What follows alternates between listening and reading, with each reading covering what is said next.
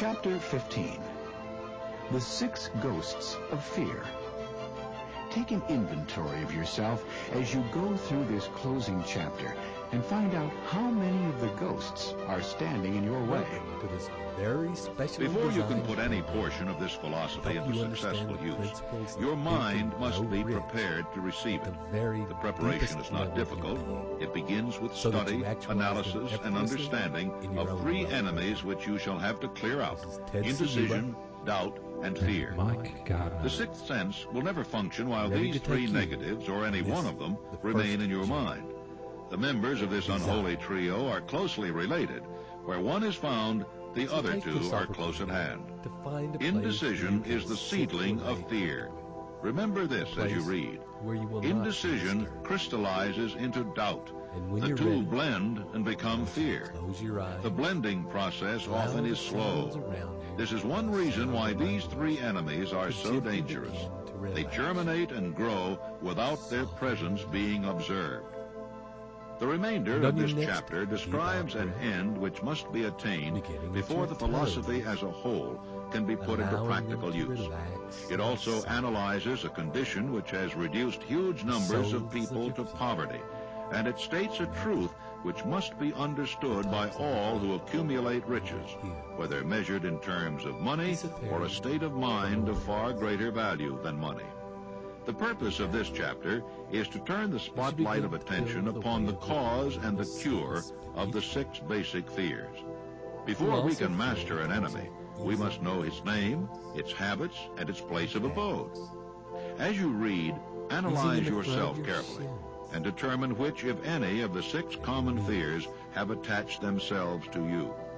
Do not be deceived by the habits of these subtle enemies. Sometimes they remain hidden in the subconscious mind, where they are difficult to locate and still more difficult to eliminate. There are 6 basic fears, with some combination of which every human suffers at one time or another. Most people are fortunate if they do not suffer from the entire 6. Named in the order of their most common appearance, they are the fear of poverty, the fear of criticism, the fear of ill health. That's at the bottom of most of one's worries. The fear of loss of love of someone, the fear of old age, the fear of death. All other fears are of minor importance. They can be grouped under these 6 headings. Fears are nothing more than states of mind.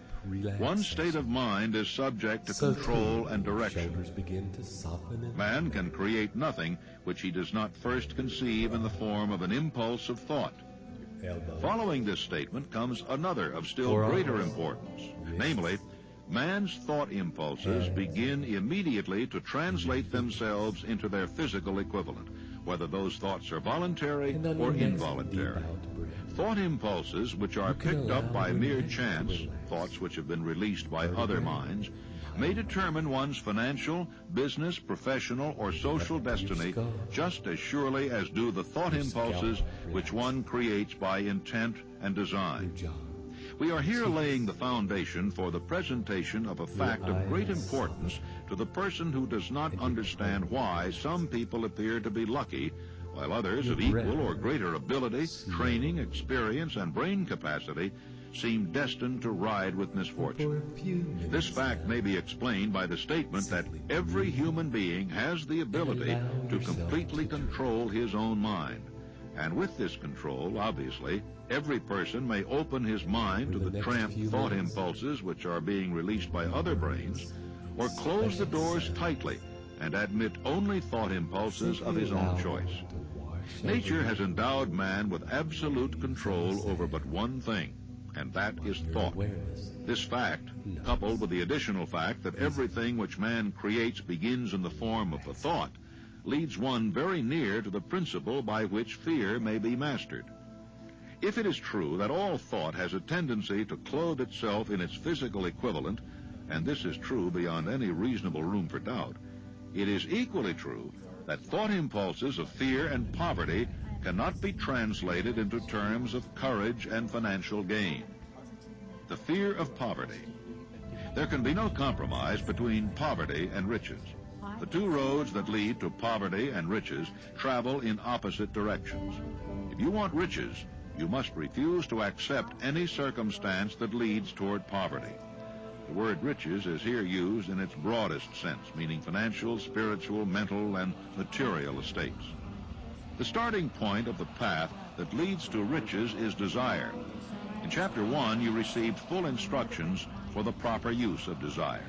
In this chapter on fear, you have complete instructions for preparing your mind to make practical use of desire. Here, then, is the place to give yourself a challenge which will definitely determine how much of this philosophy you have absorbed. Here is the point at which you can turn prophet and foretell accurately what the future holds in store for you. If, after reading this chapter, you are willing to accept poverty, you may as well make up your mind to receive poverty. This is one decision you cannot avoid. If you demand riches, determine what form and how much will be required to satisfy you. You know the road that leads to riches. You have been given a road map which, if followed, will keep you on that road.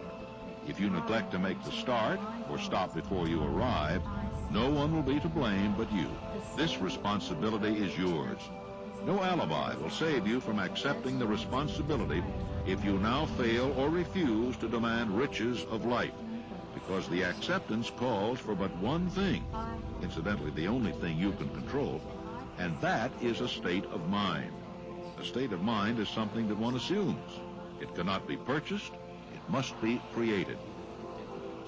Fear of poverty is a state of mind, nothing else, but it is sufficient to destroy one's chances of achievement in any undertaking.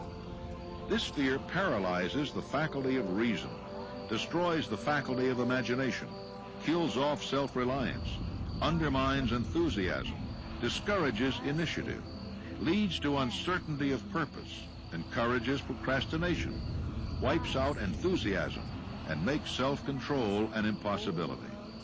It takes the charm from one's personality, destroys the possibility of accurate thinking, diverts concentration of effort, it masters persistence, turns the willpower into nothingness, destroys ambition, beclouds the memory, and invites failure in every conceivable form.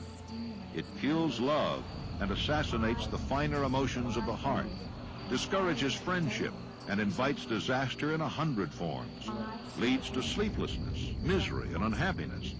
And all this, despite the obvious truth that we live in a world of overabundance of everything the heart could desire, with nothing standing between us and our desires, excepting lack of a definite purpose.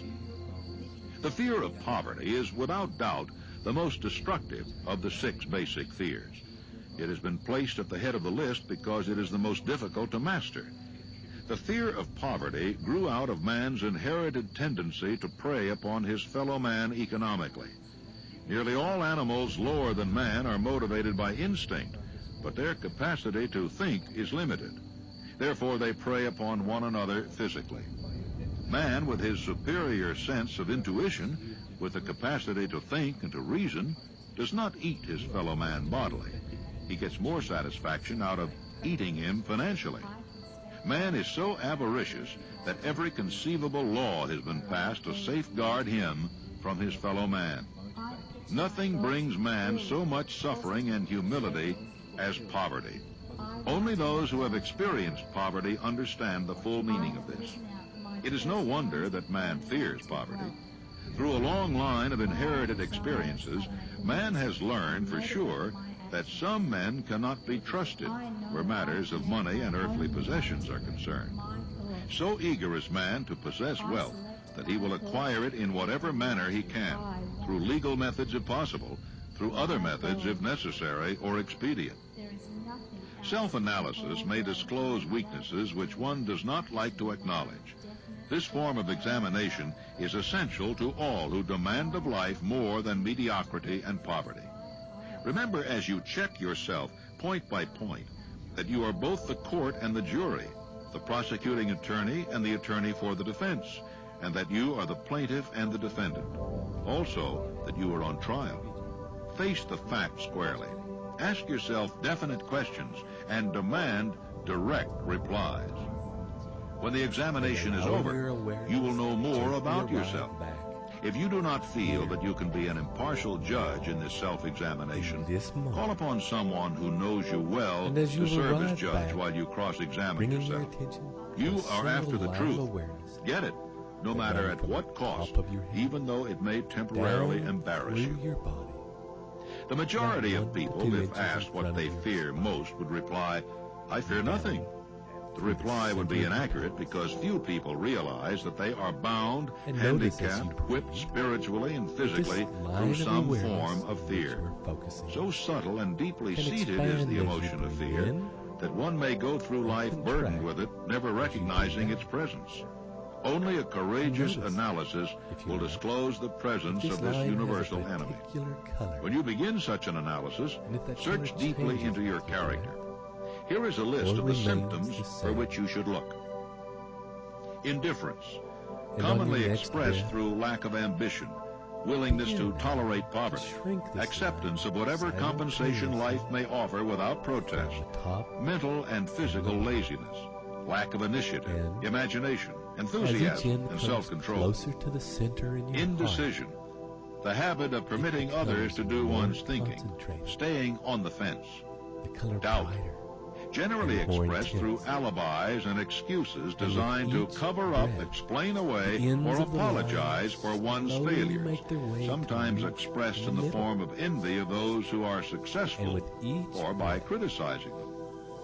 Worry, usually expressed by finding fault with others, a tendency to spend beyond one's income, neglect of personal appearance, scowling and frowning, intemperance in the use of alcoholic drinking, sometimes through the use of narcotics, nervousness, lack of poise and self-consciousness, overcaution, the habit of looking for the negative side of every circumstance, thinking and talking of possible failure instead of concentrating upon the means of succeeding.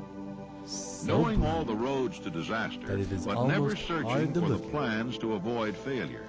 Waiting for the right time to begin putting ideas and plans into action, until the waiting becomes a permanent habit. Remembering those who have failed and forgetting those who have succeeded. Seeing the hole in the donut but overlooking the donut. Pessimism leading to indigestion, poor elimination, auto-intoxication, bad breath, and bad disposition. Procrastination. The habit of putting off until tomorrow that which should have been done last year. Spending enough time in creating alibis and excuses to have done the job. This symptom is closely related to overcaution, doubt, and worry. Refusal to accept responsibility when it can be avoided. Willingness to compromise rather than put up a stiff fight. Compromising with difficulties instead of harnessing and using them as stepping stones to advancement. Bargaining with life for a penny instead of demanding prosperity, opulence, riches, contentment, and happiness. Planning what to do if and when overtaken by failure instead of burning all bridges and making retreat impossible. Weakness of and often total lack of self-confidence, definiteness of purpose, self-control, initiative, enthusiasm, ambition, thrift, and sound reasoning ability. Expecting poverty instead of demanding riches. Association with those who accept poverty instead of seeking the company of those who demand and receive riches. Beam this focus into any parts of your life right now that you would like to see improved. Some will ask, why did you write a book about money? Why measure riches in dollars alone? Some will believe, and rightly so, that there are other forms of riches more desirable than money. Into your business. Yes, there are riches which cannot be measured in terms of dollars, but there are millions of people who will say, give me all the money I need and I will find everything else I want. The major reason why I wrote this book on how to get money is the fact that millions of men and women are paralyzed with the fear of poverty. What this sort of fear does to one was well described by Westbrook Pegler. Money is only clamshells or metal discs or scraps of paper, and there are treasures of the heart and soul which money cannot buy. But most people, being broke, are unable to keep this in mind and sustain their spirits. When a man is down and out and on the street, unable to get any job at all, something happens to his spirit which can be observed in the droop of his shoulders, the set of his hat, his walk, and his gaze. He cannot escape a feeling of inferiority among people with regular employment, even though he knows that they are definitely not his equals in character, intelligence, and ability. These people, even his friends, feel, on the other hand, a sense of superiority and regard him, perhaps unconsciously, as a casualty. He may borrow for a time, but not enough to carry on in his accustomed way, and he cannot continue to borrow very long. But borrowing in itself, when a man is borrowing merely to live, is a depressing experience, and the money lacks the power of earned money to revive his spirits. Of course, none of this applies to bums or habitual ne'er-do-wells, but only to men of normal ambitions and self-respect. When a man is down and out, he has time on his hands for brooding. He may travel miles to see a man about a job and discover that the job is filled, or that it is one of those jobs with no base pay but only a commission on the sale of some useless knick-knack which nobody would buy except out of pity. Turning that down, he finds himself back on the street with nowhere to go but just anywhere. So he walks and walks. He gazes into store windows at luxuries which are not for him, and feels inferior, and gives way to people who stop to look with an active interest. He wanders into the railroad station, or puts himself down in the library to ease his legs and soak up a little heat. But that isn't looking for a job, so he gets going again. He may not know it, but his aimlessness would give him away even if the very lines of his figure did not. He may be well dressed in the clothes left over from the days when he had a steady job, but the clothes cannot disguise the droop. He sees thousands of other people, bookkeepers or clerks or chemists or wagon hands, busy at their work, and envies them from the bottom of his soul. They have their independence, their self-respect and manhood, and he simply cannot convince himself that he is a good man too, though he argue it out and arrive at a favorable verdict hour after hour. It is just money which makes this difference in him. With a little money, he would be himself again.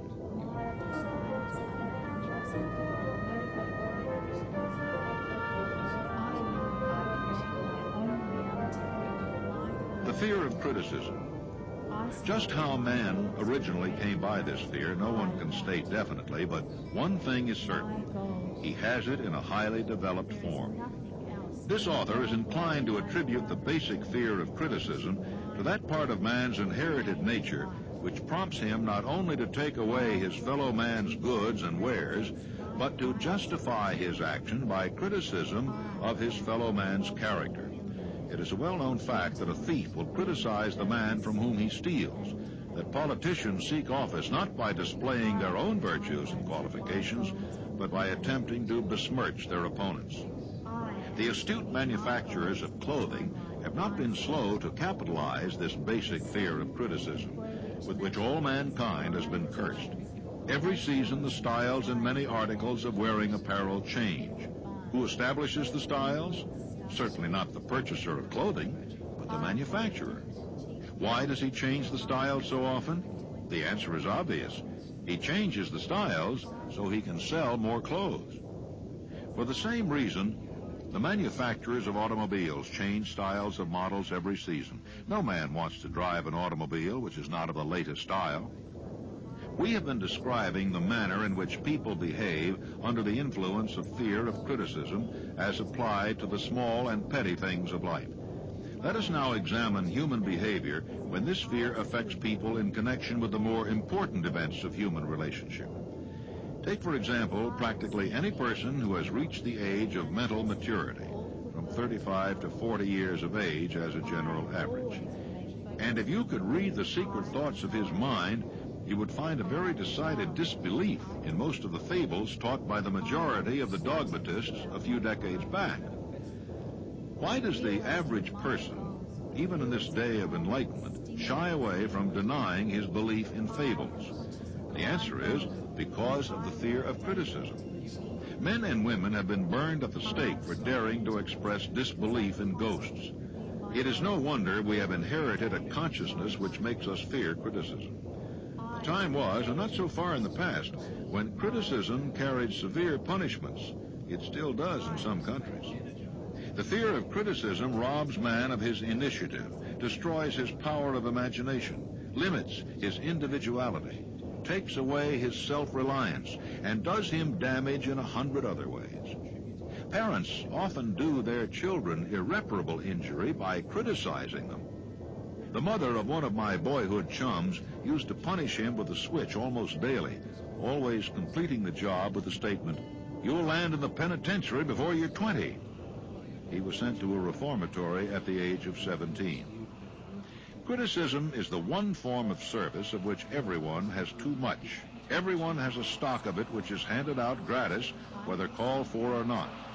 One's nearest relatives often are the worst offenders. It should be recognized as a crime, in reality it is a crime of the worst nature, for any parent to build inferiority complexes in the mind of a child through unnecessary criticism. Employers who understand human nature get the best there is in men not by criticism, but by constructive suggestion. Parents may accomplish the same results with their children.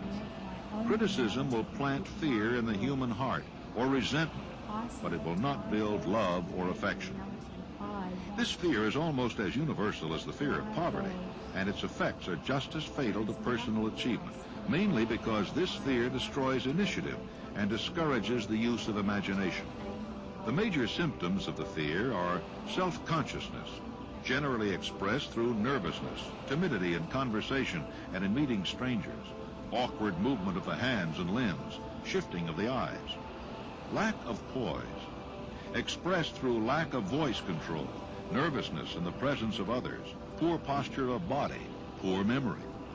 Personality, lacking in firmness of decision, personal charm, and ability to express opinions definitely. The habit of sidestepping issues instead of meeting them squarely, agreeing with others without careful examination of their opinions.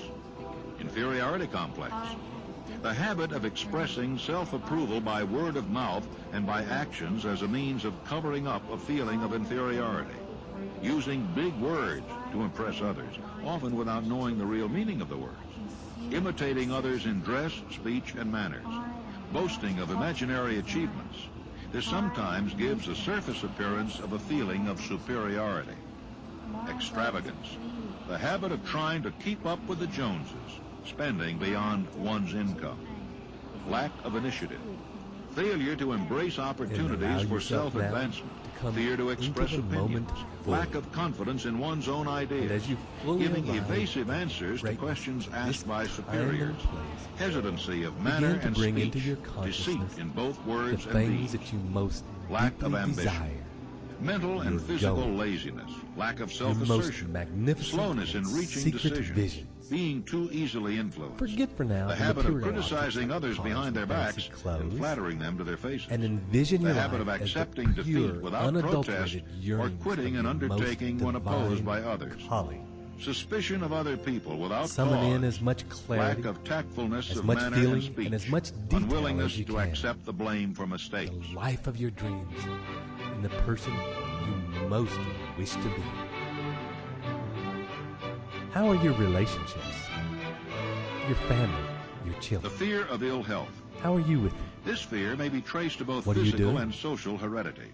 It is How much closely associated laughter as to its origin How with much the causes interest? of fear of old age and the fear of death, What were because your it leads goals? one closely to And the border how of have you terrible achieved them? worlds of which man knows not, but Where do you concerning live? which he has been taught some Where do you discomforting work? stories. The opinion is somewhat sort of general also person are that certainly unethical people Are you have the engaged happiest in the person you business know? of selling health by keeping alive the fear And as you are of ill health. formulating this picture, In the main, man make any fears changes ill you need health to because of the to terrible improve it. pictures which have been planted in his mind of what And may when happen if is death this should picture? overtake him. He also How fears far it into the because of future the is it from economic now? toll which it may claim. A reputable steps physician did you take to estimated that achieve this 75% of all beautiful people who visit physicians for professional service what did you contribute are to the suffering with world around you? hypochondria, imaginary illness. It has How been have you shown sought most and acted convincingly to make the that world the a fear better of disease, even where And there is how not have the you slightest benefited from cause this for action? fear, often produces the How physical are you symptoms maintaining of the your disease success? feared. Powerful How have and you mighty is the maintained and human sustained mind. your health, It builds or it your destroys. energy, and enthusiasm? Playing upon this common weakness of fear How of have ill you health, proactively stayed in the dispensers flow of of patent life medicines have reaped fortunes. and stayed in This sync form of with the imposition universe? upon credulous humanity became so prevalent Take a some moment, decades ago that fully Collier's magazine visualize conducted a your bitter life in campaign glorious against some of the drama worst and offenders in the technicolor patent medicine business. and feel the Through a series of fullness the experiments emotions conducted that some accompany years ago, it was proved that people may be made ill And take by a deep suggestion. We conducted this experiment by causing 3 acquaintances to visit the victims, And each another? of whom asked the question, "What ails you? You look terribly ill." The first questioner usually And provoked another? a grin and a nonchalant, "Oh, nothing, I'm all right," from the victim. The second And on your questioner next deep usually was breath, answered with a statement, I want "I you don't to know fly exactly, that but I do picture feel as badly." far off The into the third questioner distance was usually as met you with the frank imagined it admission was, that the victim as was far off as actually it feeling needs to ill. be to fit the timeline. Try this you on had an in your acquaintance if you sweet doubt vision. that it will make him uncomfortable. But do not carry And the with that vision experiment off in too the far. distance, There is a certain bring religious your sect attention whose to the members take space vengeance between upon it their enemies by and the hexing you. method. They call it placing a spell on the and victim. fill that gap with all the There is obstacles overwhelming you perceive evidence may that get in your disease way sometimes or begins are in in the your form way of now. negative thought impulse. Such And an with impulse may be passed from vision one and mind to another splendid by color. suggestion or created by an individual Imagine in the his own obstacles mind. in black and white. A man who was blessed with They more only need black wisdom and than white this because incident might they're not important. indicate once said, "When anyone And when the asks me space how is I as feel, full I of always want obstacles to as answer you need by it to be knocking him in order to down." feel the pressures of life, Doctors send patients into new I want you climates to for their again health because a change of bring mental the attitude light is of your necessary. awareness. The seed of fear of ill White-hot health lives in supernova every of human focus mind. and desire. Worry, fear, And lock that discouragement, laser disappointment onto in your love vision. and business affairs cause this seed to As germinate you lock and grow. onto your target, Disappointments you in find you are business and in automatically drawn love toward it. stand at the head of the list of irresistibly causes of pulled fear of ill health. directly at it. A young man suffered a And as you were disappointment in pulled, love which sent him to a Obstacles in hospital. your way For months he simply hovered brushed between to life one and side death. or the other. A specialist in psychotherapy was called. Nothing can withstand. The specialist the force changed of that nurses, focus. placed him in charge of a very charming Nothing can young hold woman. back the Within tide of 3 your weeks, the energized patient was desire. discharged from the hospital, still suffering, but with an You are entirely different irrevocably malady. magnetized to He was your in love will. again. The remedy was a So hoax, unstoppable but the is its patient and the force nurse were later that married. any and all obstacles simply melt or shunder before its intensity. Chapter 15 continued.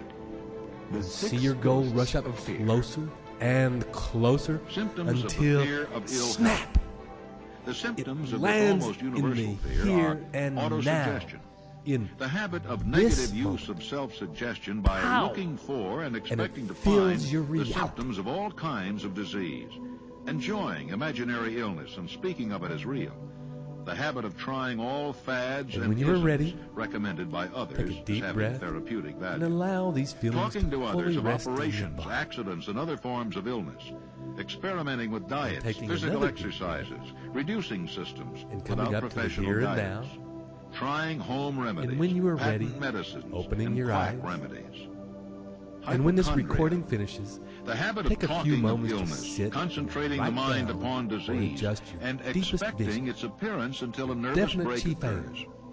Nothing Do it that on comes paper. in bottles can cure and this write a condition. summary. It is in brought on by 25 words negative or less. thinking, and nothing but positive thought can affect And a listen cure. to this meditation Hypochondria, again a and medical again, term for and allow it to imaginary disease, consolidate is said to do as much damage on occasion as the disease one fears might do. magnificent self. Most so-called cases of nerves come from imaginary illness. Exercise. I hope you enjoyed this Fear as of much ill as we health enjoyed often working with you in interferes this with way. proper physical exercise until listen and again, results in overweight I by invite you causing to one live to avoid every outdoor moment life. with your passionate Susceptibility. desire. Fear The of ill health consuming breaks obsession down in your nature's heart. body resistance and creates a favorable This is condition Ted for any Ciuba, form of disease one may Mike contract. Gardner. The fear Wishing of you ill health travel often well. is related to the fear of poverty, especially in the case of the hypochondriac, who constantly worries about the possibility of having to pay doctor's bills, hospital bills, and so on. This type of person spends much time preparing for sickness, talking about death, saving money for cemetery lots and burial expenses, and so on. Self-coddling. The habit of making a bid for sympathy, using imaginary illness as the lure. people often resort to this trick to avoid work. The habit of feigning illness to cover plain laziness or to serve as an alibi for lack of ambition. Intemperance. The habit of using alcohol or narcotics to destroy pain such as headaches, neuralgia, and so on, instead of eliminating the cause. The habit of reading about illness and worrying over the possibility of being stricken by it. The habit of reading patent medicine advertisements. The fear of loss of love. This fear is the most painful of all the 6 basic fears. It probably plays more havoc with the body and mind than any of the other basic fears. The fear of the loss of love probably dates back to the Stone Age, when men stole women by brute force. They continue to steal females, but their technique has changed. Instead of force, they now use persuasion, the promise of pretty clothes, fine cars, and other bait, much more effective than physical force. Man's habits are the same as they were at the dawn of civilization, but he expresses them differently. Symptoms of the fear of loss of love. Ted Ciuba. The distinguishing symptoms of this fear are jealousy, the habit of being suspicious of friends and loved ones without any reasonable evidence of sufficient grounds, the habit of accusing wife or husband of infidelity without grounds, general suspicion of everyone, absolute faith in no one, fault-finding, the habit of finding fault with friends, relatives, business associates, and loved ones upon the slightest provocation or without any cause whatsoever. Gambling. The habit of gambling, stealing, cheating, and otherwise taking hazardous chances to provide money for loved ones, with the belief that love can be bought. The habit of spending beyond one's means or incurring debts to provide gifts for loved ones, with the object of making a favorable showing. Insomnia, nervousness, lack of persistence, weakness of will, lack of self-control, lack of self-reliance, bad temper. And as you do, bringing attention. The fear of old age. In the main, this fear grows out of 2 sources. First, the thought that old age may bring with it poverty. Secondly, and by far the most common source, from false and cruel teachings of the past which have been too well mixed with fire and brimstone and other bogies cunningly designed to enslave man through fear. In the basic fear of old age, man has 2 very sound reasons for his apprehension.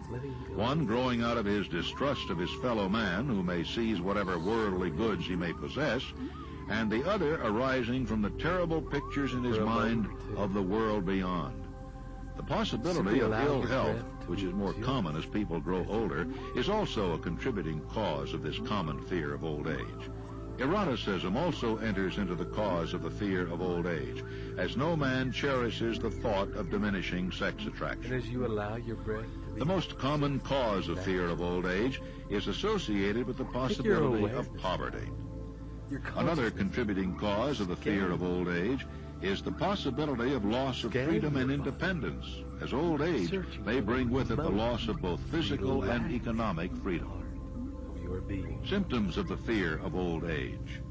The commonest symptoms of this fear are the tendency to slow down and develop an inferiority complex at the age of mental maturity, around the age of 40, falsely believing oneself to be slipping because of age. The truth is that man's most useful years, mentally and spiritually, are those between 40 and 60. The habit of speaking apologetically of oneself as being old, merely because one has reached the age of 40 or 50, instead of reversing the rule and expressing gratitude for having reached the age of wisdom and understanding. The habit of killing off initiative, imagination, and self-reliance by falsely believing oneself too old to exercise these qualities. The habit of a man or woman of 40 dressing with the aim of trying to appear much younger and affecting mannerisms of youth, thereby inspiring ridicule by both friends and strangers. They begin to resonate that relaxation to other parts of your being. So that as you can... The fear of death. To some, this is the cruelest of all the basic fears. The reason is obvious. The terrible pangs of fear associated with the thought of death, in the majority of cases, may be charged to religious fanaticism. So-called heathen are less afraid of death than the more civilized. For hundreds of millions of years, man has been asking the still unanswered questions, whence and whither? Where did I come from, and where am I going? During the darker ages of the past, the more cunning and crafty were not slow to offer the answer to these questions for a price. Come into my tent, embrace my faith, accept my dogmas, and I will give you a ticket that will admit you straight away into heaven when you die, cries a leader of sectarianism. Remain out of my tent, says the same leader, and may the devil take you and burn you throughout eternity. The thought of eternal punishment destroys interest in life and makes happiness impossible. While the religious leader may not be able to provide safe conduct into heaven, nor by lack of such provision allow the unfortunate to descend into hell, the possibility of the latter seems so terrible that the very thought of it lays hold of the imagination in such a realistic way that it paralyzes reason and sets up the fear of death. The fear of death is not as common now as it was during the age when there were no great colleges and universities. Men of science have turned the spotlight of truth upon the world, and this truth is rapidly freeing men and women from this terrible fear of death. The young men and young women who attend the colleges and universities are not easily impressed by fire and brimstone. Through the aid of biology, astronomy, geology, and other related sciences, the fears of the Dark Ages which grip the minds of men have been dispelled. The entire world is made up of only two things, energy and matter. In elementary physics, we learned that neither matter nor energy, the only two realities known to man, can be created or destroyed. Both matter and energy can be transformed, but neither can be destroyed. Life is energy if it is anything. If neither energy nor matter can be destroyed, of course life cannot be destroyed. Life, like other forms of energy, may be passed through various processes of transition or change, but it cannot be destroyed. Death is mere transition. If death is not mere change or transition, then nothing comes after death except a long, eternal, peaceful sleep, and sleep is nothing to be feared. Thus you may wipe out forever the fear of death. The general symptoms of this fear are the habit of thinking about dying instead of making the most of life, due generally to lack of purpose or lack of a suitable occupation. This fear is more prevalent among the aged, but sometimes the more youthful are victims of it. The greatest of all remedies for the fear of death is a burning desire for achievement backed by useful service to others. A busy person seldom has time to think about dying. He finds life too thrilling to worry about death. Sometimes the fear of death is closely associated with the fear of poverty, where one's death would leave loved ones poverty-stricken. In other cases, the fear of death is caused by illness and the consequent breaking down of physical body resistance. The commonest causes of the fear of death are ill health, poverty, lack of appropriate occupation, disappointment over love, insanity, religious fanaticism. Old man worry. Worry is a state of mind based upon fear. It works slowly but persistently. It is insidious and subtle. Step by step, it digs itself in until it paralyzes one's reasoning faculty, destroys self-confidence and initiative. Worry is a form of sustained fear caused by indecision. Therefore, it is a state of mind which can be controlled. An unsettled mind is helpless. Indecision makes an unsettled mind. Most individuals lack the willpower to reach decisions promptly and to stand by them after they have been made. We do not worry over conditions once we have reached a decision to follow a definite line of action. I once interviewed a man who was to be electrocuted 2 hours later. The condemned man was the calmest of some 8 men who were in the death cell with him. His calmness prompted me to ask him how it felt to know that he was going into eternity in a short while.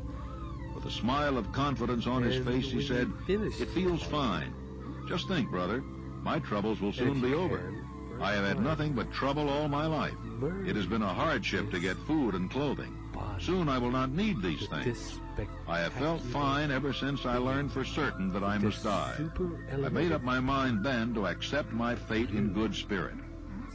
As he spoke, he devoured a dinner of proportions sufficient for 3 men, eating every mouthful of the food brought to him, and apparently enjoying it as much as if no disaster awaited him.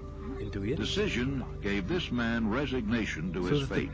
Decision can also prevent one's acceptance of undesired circumstances. And as you do so, the 6 basic fears become translated into a state of worry through indecision. Relieve yourself forever of the fear of death by reaching a decision to accept death as an inescapable event. Whip the fear of poverty by reaching a decision to get along with whatever wealth you can accumulate without worry. Put your foot upon the neck of fear of criticism by reaching a decision not to worry about what other people think, do, or say. Eliminate the fear of old age by reaching a decision to accept it, not as a handicap, but as a great blessing which carries with it wisdom, self-control, and understanding not known to you. Acquit yourself of the fear of ill health by the decision to forget symptoms. Master the fear of loss of love by reaching a decision to get along without love if that is necessary. Kill the habit of worry in all its forms by reaching a general blanket decision that nothing which life has to offer is worth the price of worry. With this decision will come poise, peace of mind, and calmness of thought, which will bring happiness. A man whose mind is filled with fear not only destroys his own chances of intelligent action, but he transmits these destructive vibrations to the minds of all who come into contact with him, and also destroys their chances. Even a dog or a horse knows when its master lacks courage. Moreover, a dog or a horse will pick up the vibrations of fear thrown off by its master and behave accordingly. Lower down the line of intelligence in the animal kingdom, one finds this same capacity to pick up the vibrations of fear. The vibrations of fear pass from one mind to another just as quickly and as surely as the sound of a human voice passes from the broadcasting station to the receiving set of a radio. The person who gives expression by word of mouth to negative or destructive thoughts is practically certain to experience the results of those words in the form of a destructive kickback. The release of destructive thought impulses alone, without the aid of words, produces also a kickback in more ways than one. First of all, and perhaps most important to be remembered, the person who releases thoughts of a destructive nature must suffer damage through the breakdown of the faculty of creative imagination. Secondly, the presence in the mind of any destructive emotion develops a negative personality which repels people and often converts them into antagonists. The third source of damage to the person who entertains or releases negative thoughts lies in this significant fact. These thought impulses are not only damaging to others, but they embed themselves in the subconscious mind of the person releasing them, and there become a part of his character. Your business in life is presumably to achieve success. To be successful, you must find peace of mind, acquire the material needs of life, and above all, attain happiness. All of these evidences of success begin in the form of thought impulses. You may control your own mind. You have the power to feed it whatever thought impulses you choose. With this privilege goes also the responsibility of using it constructively. You are the master of your own earthly destiny just as surely as you have the power to control your own thoughts. You may influence, direct, and eventually control your own environment, making your life what you want it to be. Or you may neglect to exercise the privilege which is yours to make your life to order, thus casting yourself upon the broad sea of circumstance, where you will be tossed hither and yon like a chip on the waves of the ocean. Spend some time investigating how you fit in. In addition to the 6 basic fears, there is another evil by which people suffer. It constitutes a rich soil in which the seeds of failure grow abundantly. It is so subtle that its presence often is not detected. This affliction cannot properly be classed as a fear. It is more deeply seated and more often fatal than all of the 6 fears. For want of a better name, let us call this evil susceptibility to negative influences. Men who accumulate great riches always protect themselves against this evil. The poverty-stricken never do. Those who succeed in any calling must prepare their minds to resist the evil. If you are reading this philosophy for the purpose of accumulating riches, you should examine yourself very carefully to determine whether you are susceptible to negative influences. If you neglect this self-analysis, you will forfeit your right to attain the object of your desire. For a time, make the analysis searching. As you bathe After you read the questions prepared for this self-analysis, hold yourself to a strict accounting in your answers. Go at the task as carefully as you would search for any other enemy you knew to be waiting you in ambush, and deal with your own faults as you would with a more tangible enemy. You can easily protect yourself against highway robbers because the law provides organized cooperation for your benefit. But this seventh basic evil is more difficult to master because it strikes when you are not aware of its presence, when you are asleep and while you are awake. Moreover, its weapon is intangible because it consists of merely a state of mind. This evil is also dangerous because it strikes in as many different forms as there are human experiences. Sometimes it enters the mind through the well-meant words of one's own relatives. At other times, it bores from within, through one's own mental attitude. Always, it is as deadly as poison, even though it may not kill as quickly. To protect yourself against negative influences, whether of your own making or the result of the activities of negative people around you, recognize that you have a willpower and put it into constant use till it builds a wall of immunity against negative influences in your own mind. Recognize the fact that you and every other human being are by nature lazy, indifferent, and susceptible to all suggestions which harmonize with your weaknesses.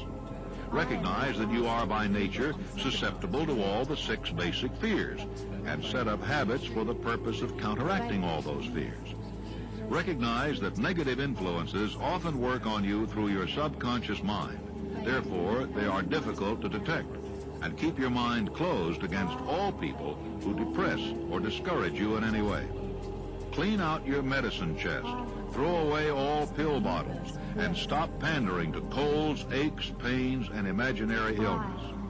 Deliberately seek the company of people who influence you to think and act for yourself. Do not expect troubles, as they have a tendency not to disappoint. Without doubt, the most common weakness of all human beings is the habit of leaving their minds open to the negative influence of other people. This weakness is all the more damaging because most people do not recognize that they are cursed by it, and many who acknowledge it neglect or refuse to correct the evil until it becomes an uncontrollable part of their daily habits. I think if there was ever a time in this country when men and women need to recognize the power of their own minds, when they need to overcome frustration and fear, that time is now. There is too much fear spread around. Too many people talking about depressions. We're trying very hard to see if we can't work ourselves into a depression, or if we can't work ourselves into another world war. Let's get our mind, each and every one of us as individuals, fixed upon a definite goal so big and so outstanding that we'll have no time to think about these things we don't want. Do you know one of the queer things about mankind consists in the fact that the vast majority of people are born, grow up, struggle, go through life as misery and in failure, never getting out of life what they want, not recognizing that it would be just as easy, by the turn of a hand, so to speak, to switch over and get out of life exactly what they want, not recognizing that the mind attracts the thing that the mind dwells upon. You can think about poverty, you can think about failure, you can think about defeat, and that's exactly what you will get. At this point, you may wish to do the self-inventory in the action guide that accompanies these cassettes. The list of questions has been prepared to help those who wish to see themselves as they really are. Read the questions and state your answers aloud so you can hear your own voice. This will make it easier for you to be truthful about yourself. Please stop the tape now to do the inventory.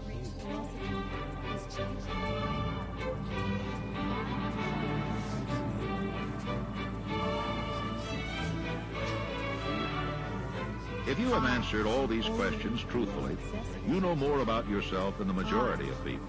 Study the questions carefully. Come back to them once each week for several months and be astounded at the amount of additional knowledge of great value to yourself you will have gained by the simple method of answering the questions truthfully. If you are not certain concerning the answers to some of the questions, seek the counsel of those who know you well, especially those who have no motive in flattering you, and see yourself through their eyes. The experience will be astonishing.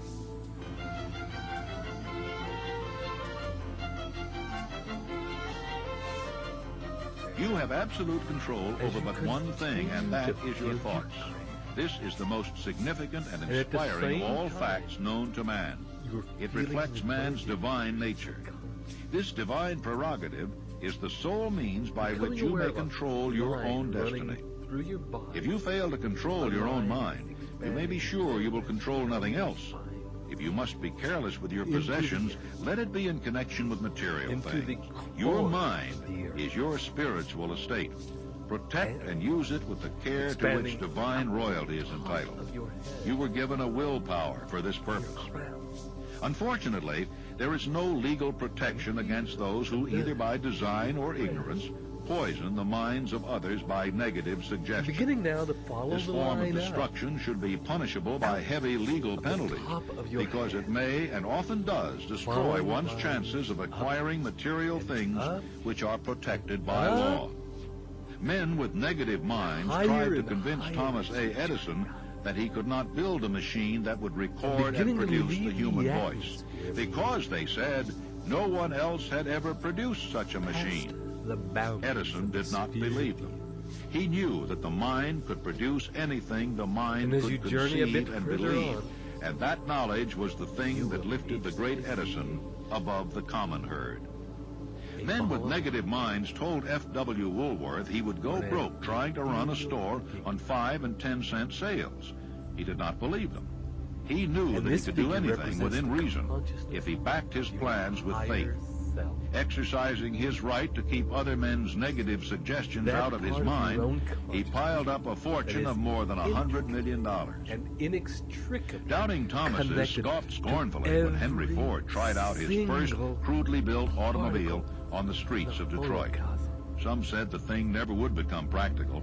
Others said no one would pay money for such a contraption. Ford said, "I'll belt the earth with dependable motor cars," and he did. For the benefit of those seeking vast riches, let it be remembered that practically the sole difference between Henry Ford and a majority of workers is this: Ford had a mind and controlled it. The others have minds which they do not try to control. Mind control is the result of self-discipline and habit. You either control your mind or it controls you. There is no halfway compromise. The most practical of all methods of controlling the mind is the habit of keeping it busy with a definite purpose, backed by a definite plan. Study the record of any man who achieves noteworthy success, and you will observe that he has control over his own mind. Moreover, that he exercises that control and directs it toward the attainment of definite objectives. Without this control, success is not possible. Thank this being for the 55 famous alibis by Old Man If. People who do not succeed have one distinguishing trait in common. They know all the reasons for failure and have what they believe to be airtight alibis to explain away their own lack of achievement. Some of these alibis are clever, and a few of them are justifiable by the facts. But alibis cannot be used for money. The world wants to know only one thing: have you achieved success? A character analyst compiled a list of the most commonly used alibis. As you read the list, examine yourself carefully and determine how many of these alibis, if any, are your own property. Remember, too, the philosophy presented in this book makes every one of these alibis obsolete.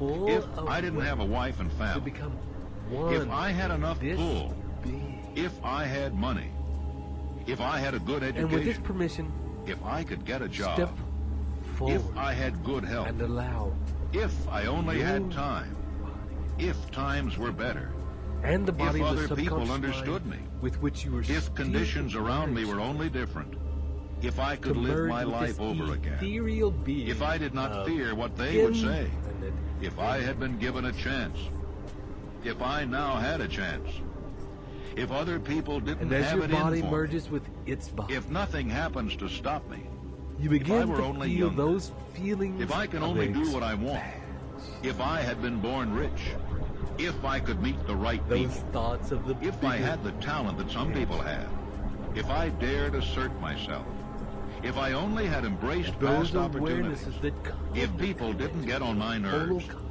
if I didn't have to keep house and look after the children, if I could save some money, if the boss only appreciated me, if I only had someone to help me, if my family understood me, and if I lived in a big city, if I could just get started, if I were only free, if I had the personality of some people, if I were not so fat, if my talents were known, if I could just get a break, if I could only get out of debt, if I hadn't failed, if I only knew how, if everybody didn't oppose me, if I didn't have so many worries, if I could marry the right person, if people weren't so dumb, if my family were not so extravagant, if I were sure of myself, if luck were not against me, if I had not been born under the wrong star, if it were not true that what is to be will be,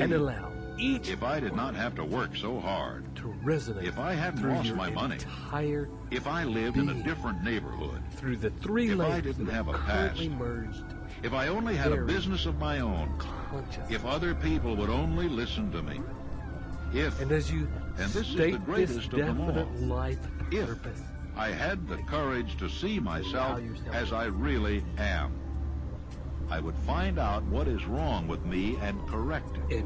Then I might have a chance to profit by my mistakes and learn something from the experience of others. Feel the joy. For I know that there is something wrong with me, or I would now be where I would have been if I had spent more time analyzing my weaknesses and less time building alibis to cover them.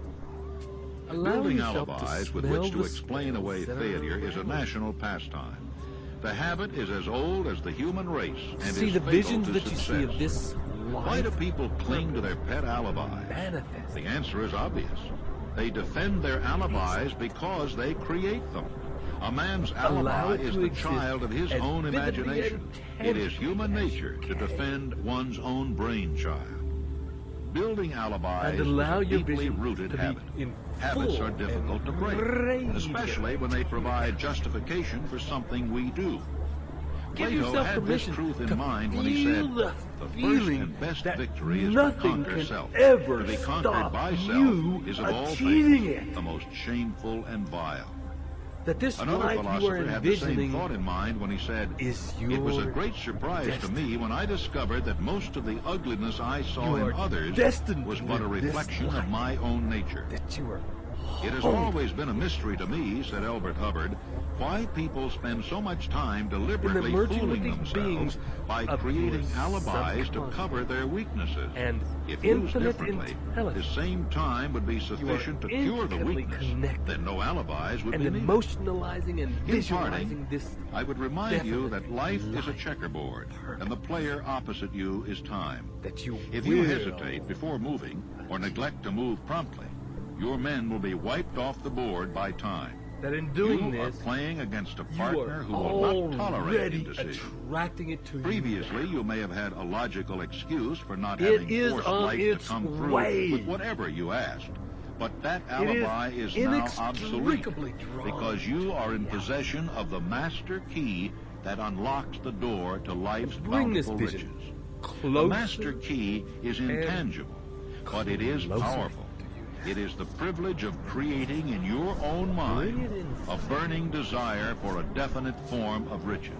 There is no penalty for the use of the key, but there is a price you must pay if you do not use it. The price is failure. This is real. There is a reward of stupendous proportions if you put the key to use.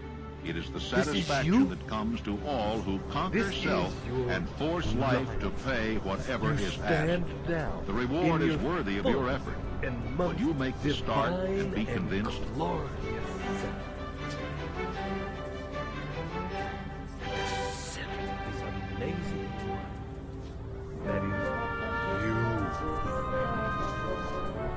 in addition to the 6 basic fears, there is another evil by which people suffer. bathe. It constitutes a rich soil in which the seeds of failure grow abundantly. And as you bathe it is so in subtle that its presence often is not detected. Be aware of it. This affliction cannot properly be classed as a fear. It is more deeply seated and more often fatal than all of the six fears. For want of a better name, let us call this evil susceptibility to negative influences. Men who accumulate great riches always protect themselves against this evil. The poverty-stricken never do. Those who succeed in any calling must prepare their minds to resist the evil. If you are reading this philosophy for the purpose of accumulating riches, you should examine yourself very carefully to determine whether you are susceptible to negative influences. If you neglect this self-analysis, you will forfeit your right to attain the object of your desires. Make the analysis searching. After you read the questions prepared for this self-analysis, hold yourself to a strict accounting in your answers. Go at the task as carefully as you would search for any other enemy you knew to be waiting you in ambush, and deal with your own faults as you would with a more tangible enemy. You can easily protect yourself against highway robbers because the law provides organized cooperation for your benefit. But this seventh basic evil is more difficult to master because it strikes when you are not aware of its presence, when you are asleep and while you are awake. Moreover, its weapon is intangible because it consists of merely a state of mind. This evil is also dangerous because it strikes in as many different forms as there are human experiences. Sometimes it enters the mind through the well-meant words of one's own relatives. At other times, it bores from within, through one's own mental attitude. Always, it is as deadly as poison, even though it may not kill as quickly. To protect yourself against negative influences, whether of your own making or the result of the activities of negative people around you, recognize that you have a willpower and put it into constant use till it builds a wall of immunity against negative influences in your own mind. Recognize the fact that you and every other human being are by nature lazy, indifferent, and susceptible to all suggestions which harmonize with your weaknesses. Recognize that you are by nature susceptible to all the 6 basic fears and set up habits for the purpose of counteracting all those fears.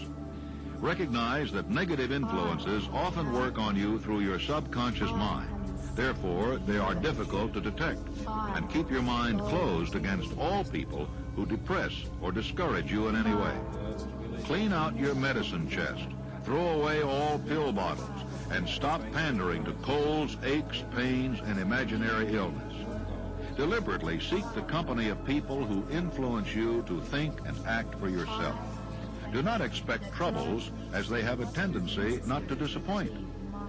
Without doubt, the most common weakness of all human beings is the habit of leaving their minds open to the negative influence of other people. This weakness is all the more damaging because most people do not recognize that they are cursed by it, and many who acknowledge it neglect or refuse to correct the evil until it becomes an uncontrollable part of their daily habits. I think if there was ever a time in this country when men and women need to recognize the power of their own minds, when they need to overcome frustration and fear, that time is now. There is too much fear spread around. Too many people talking about depression. We're trying very hard to see if we can't work ourselves into a depression, or if we can't work ourselves into another world war.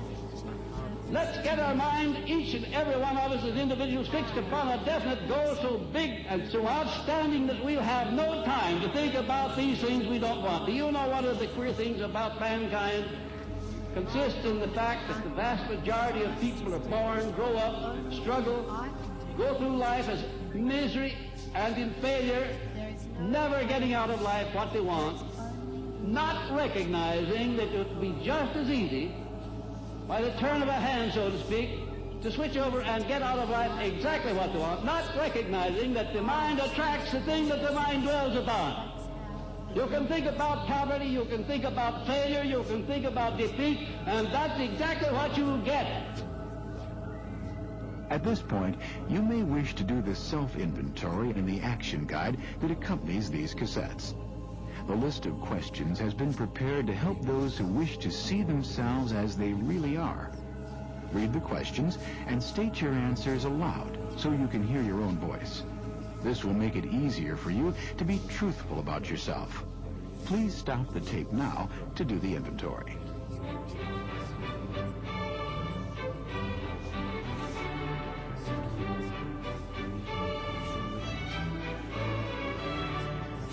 If you have answered all these questions truthfully, you know more about yourself than the majority of people. Study the questions carefully. Come back to them once each week for several months and be astounded at the amount of additional knowledge of great value to yourself you will have gained by the simple method of answering the questions truthfully. If you are not certain concerning the answers to some of the questions, seek the counsel of those who know you well, especially those who have no motive in flattering you, and see yourself through their eyes. The experience will be astonishing.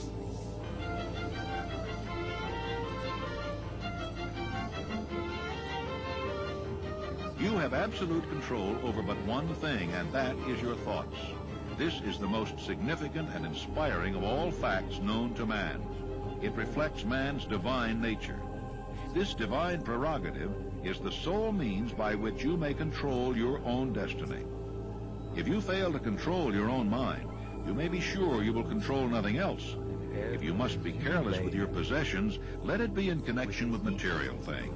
Your mind is your spiritual estate. Protect and use it with the care to which divine royalty is entitled.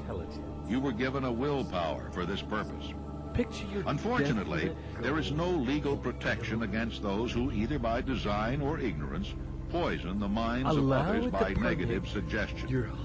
This form of destruction should be punishable by heavy legal penalties, because it may and often does destroy one's chances of acquiring material things which are protected by law.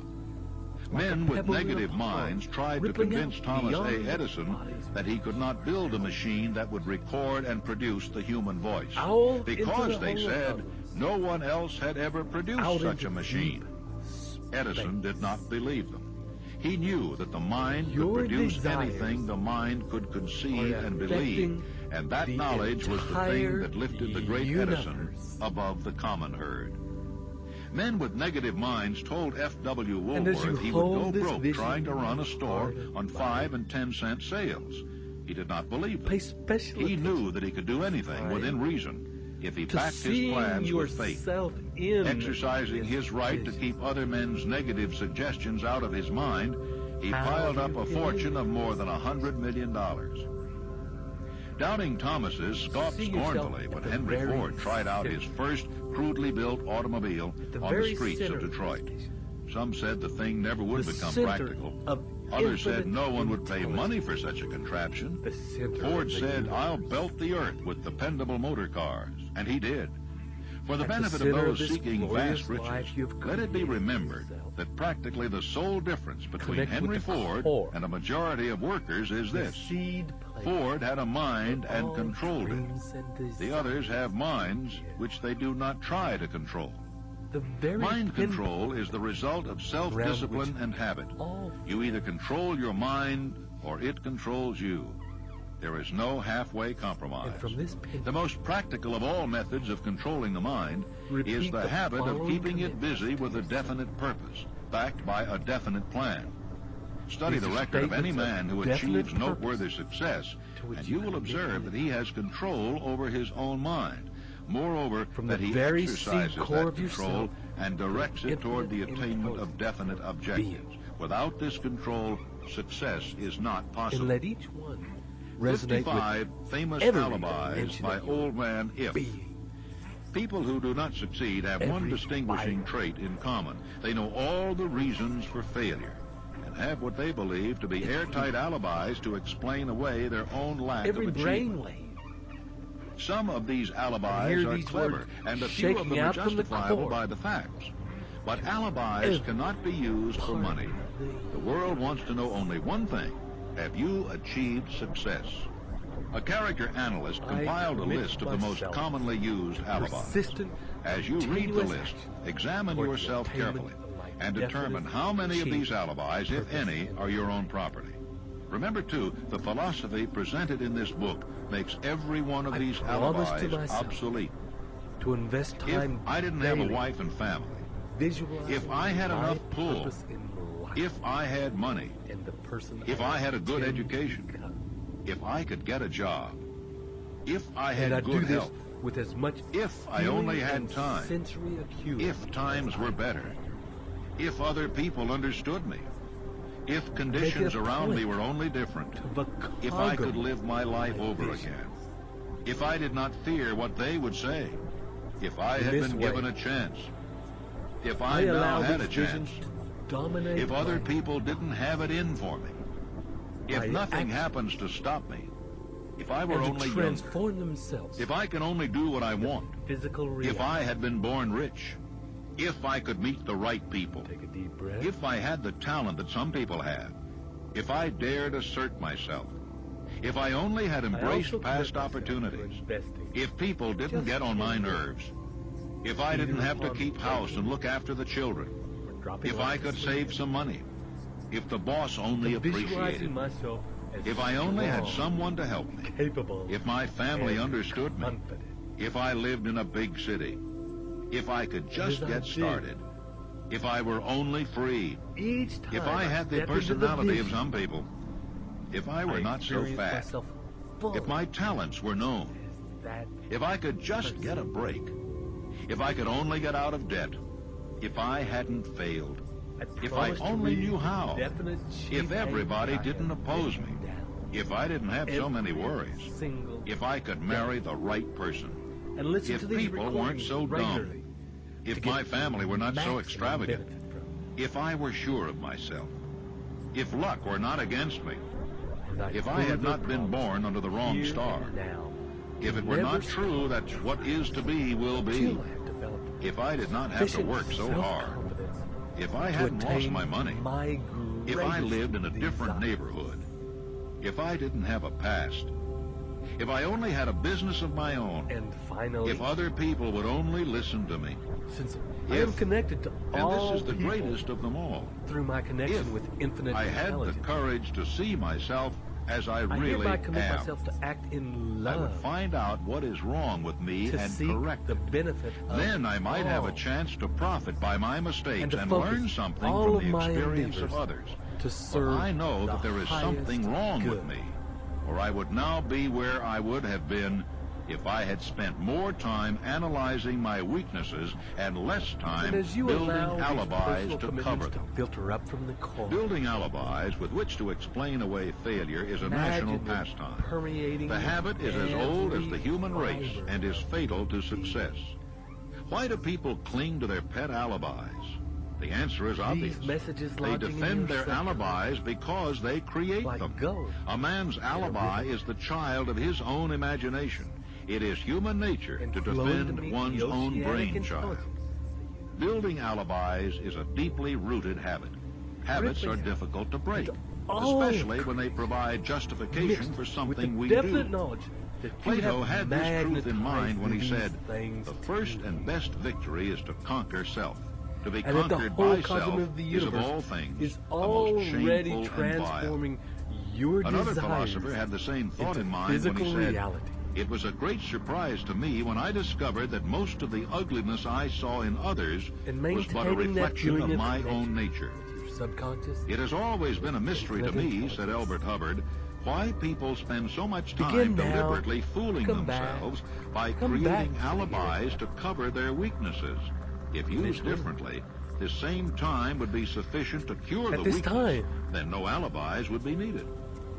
In Now parting, as you return, I would remind you that life is you a can enter checkerboard, this space and the player opposite you is time. If you hesitate accelerate the before moving reprogramming or neglect to move promptly, your men will be wiped and off to the board accelerate by the time. transformation You are into playing against a reality partner who will not of your tolerate definite indecision. chief Previously, you purpose. may have had a logical excuse for not having forced life Which to is come all. through with whatever you asked. But that alibi is now obsolete because you And are on in your possession next of the favorite. master key that unlocks the door to life's I'll begin to bountiful count. riches. The master key is 1, intangible, 2, but it is powerful. 3. It is the privilege of creating Back in you your now. own mind a burning desire for a 4, definite form of riches. 5. There is no penalty for the use of the key. Halfway back. But there is a price you must pay if you do not use it. The price is failure. There is a reward of stupendous proportions if you put the key to use. It is the satisfaction that comes to all who conquer self and force life to pay whatever is asked. Open your eyes. The reward is worthy of your effort. And I'd like to Will you make the start and be convinced? In this way. For building your faith, your destiny is coming to greet you. And I invite you to live every moment with that level of faith and commitment expressed in every moment of your life. This is Ted Ciuba. And Mike Gardner here with you as well. Wishing you travel well. And we'll see you soon.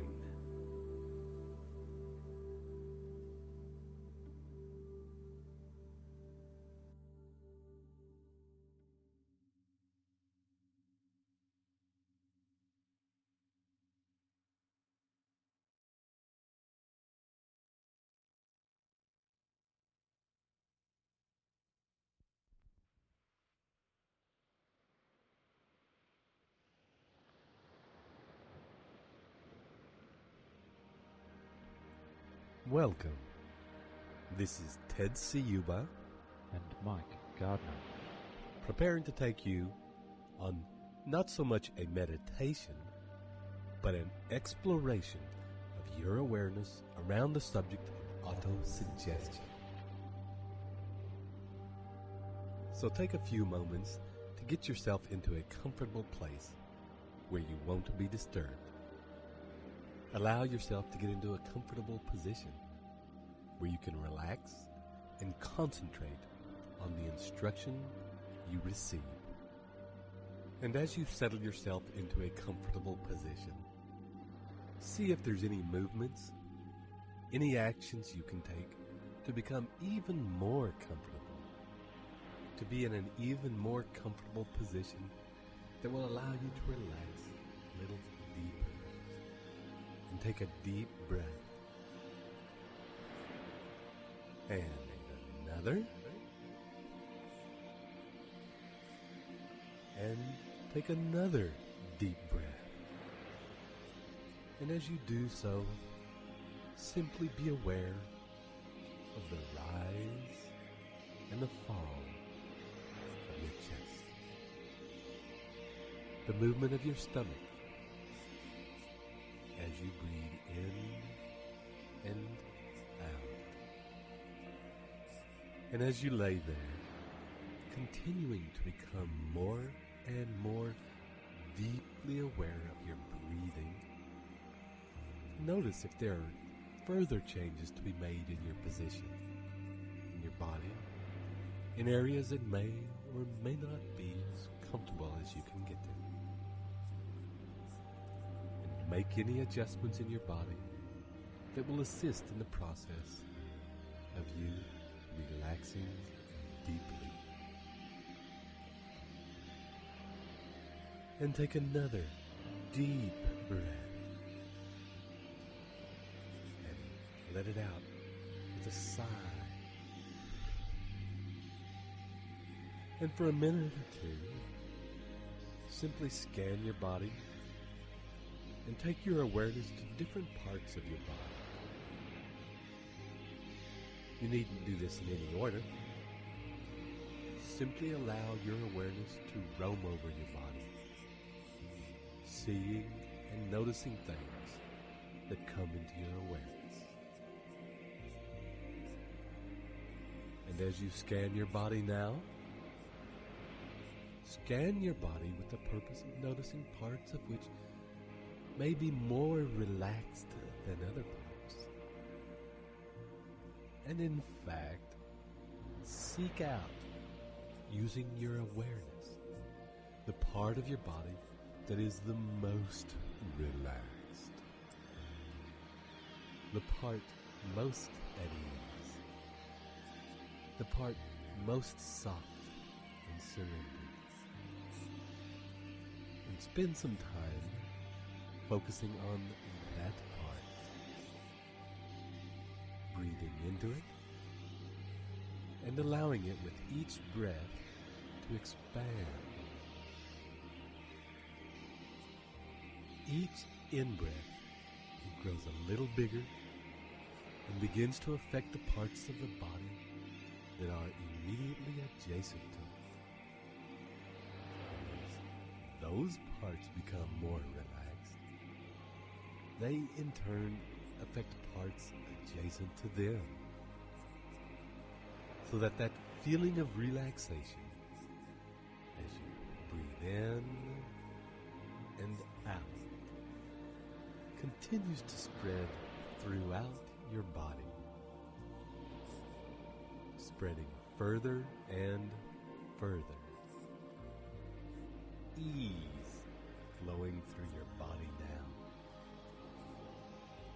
Each part, as it relaxes, beginning to affect other parts.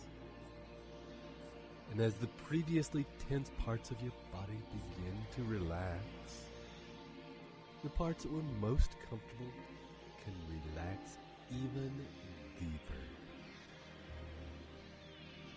And you may notice, as you go through this process, that when your attention is focused on a particular area, it is very easy to relax in that particular part of you. And in fact, when your attention is focused on a particular area, that your control over that area becomes, for a time, quite conscious. Now, for a little while, seek out some part of your body that is uncomfortable, that is in pain or irritated or tense. And with this purpose in mind, you may find that now come into your awareness, with the intention that we have a moment to seek out areas that are uncomfortable, that areas that may have previously not been in your awareness have now suddenly come into the forefront of your mind.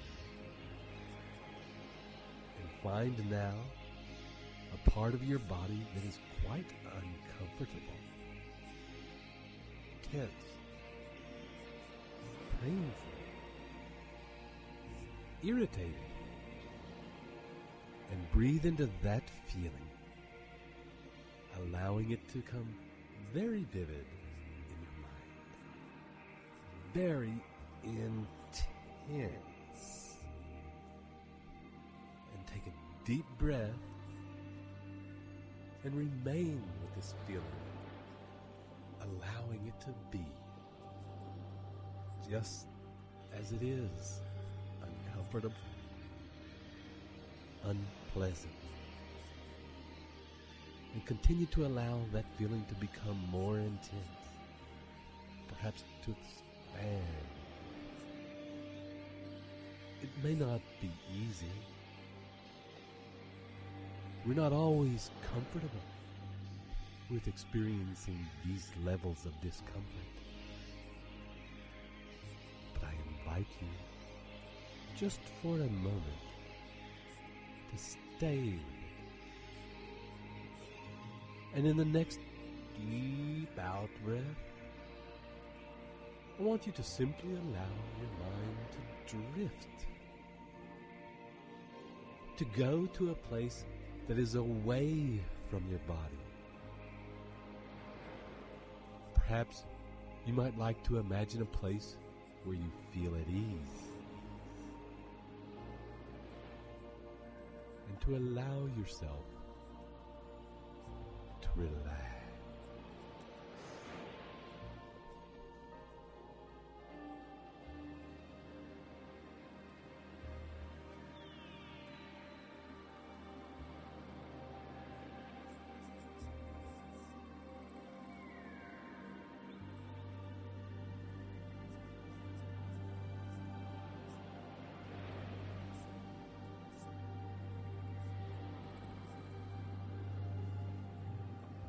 And in your next deep breath,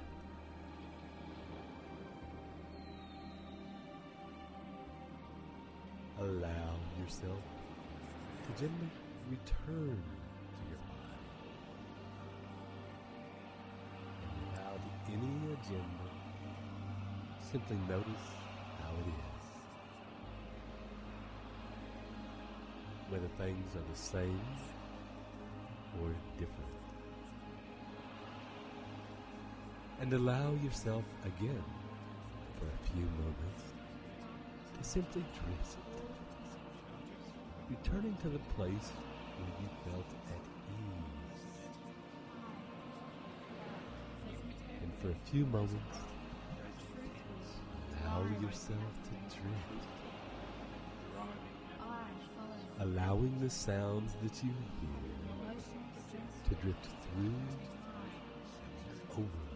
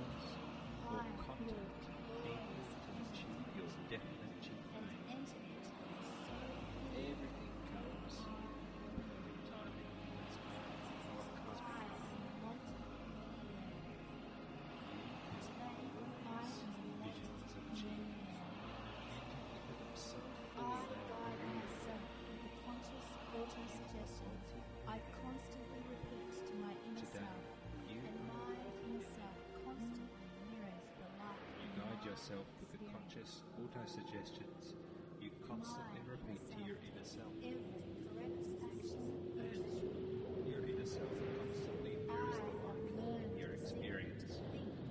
and grow. Your inner self takes every correct action. Learned the secret, and I apply You it. have learned the secret to think and grow rich. You have learned the secret and you apply it in your actions and affairs.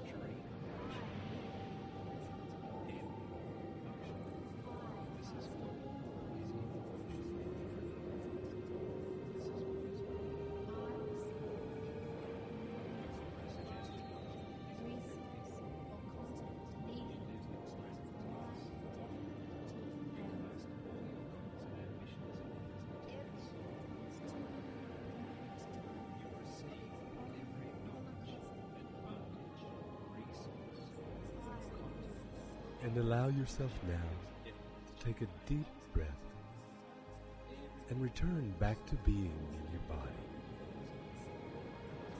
And using your awareness, your consciousness, scan your entire body and simply notice whatever it is that you notice. And as you do this, you may say to yourself in each moment, I am now aware of, and fill in the second part of the sentence with whatever you are aware of in that moment. Noticing, as you do, whether it is something inside your body or something outside, or a fantasy in your mind. Just allow yourself for a minute or two to watch where your awareness goes. And direct your attention now to whatever you feel you are least aware of in this moment. And notice whether it is inside or outside. Notice whether your natural propensity is to work with a thought or an image or a sensation or a smell or a taste. And as your awareness comes to these different places, focuses on these different sensations, you might notice that like a searchlight focusing its beam on a particular thing, as it does so, other things tend to fade out of awareness. As we are doing these experiments, you may find yourself completely unaware of the feelings and sensations in your hand. However, as I mention your hand, your attention probably goes there and shifts away from the sensation of the soles of your feet. And as it is mentioned, your attention goes there. And the reason we are doing these experiments is for you to experience as fully as possible how whatever you focus on fills your awareness and becomes your reality in that moment. That your focus governs what you see. That your focus governs what you feel. That your focus governs what you receive. And that in any moment, it is your awareness, your consciousness, your focus that governs the signals, messages, and stimuli that are affecting your unconscious mind. And for a moment, I want you to consider your life as it is right now, as it stands, and consider the part of your life that you find unpleasant, a part that you are dissatisfied with, that is painful to you, that is uncomfortable for you to look at. Perhaps consider a part on which you are so uncomfortable with, so dissatisfied with, that in fact you dwell on it. You return to it in your awareness and your thoughts time and time again. A part of your life that haunts you. Now I want you to fully visualize, in a vivid and concentrated way, exactly how you feel when this part of your life is active. And feel it with as much depth and clarity as you can. What are the physical sensations that you feel? What is happening around you? What are you hearing? What do you feel in your body? Are the smells? What is in motion in the environment? How do you feel emotionally? What are you seeing? Notice if while feeling this feeling so concentrated, so vivid, with such clarity in your body, whether there are echoes, memories of feelings from another time, echoes that when this catalyst happens are activated,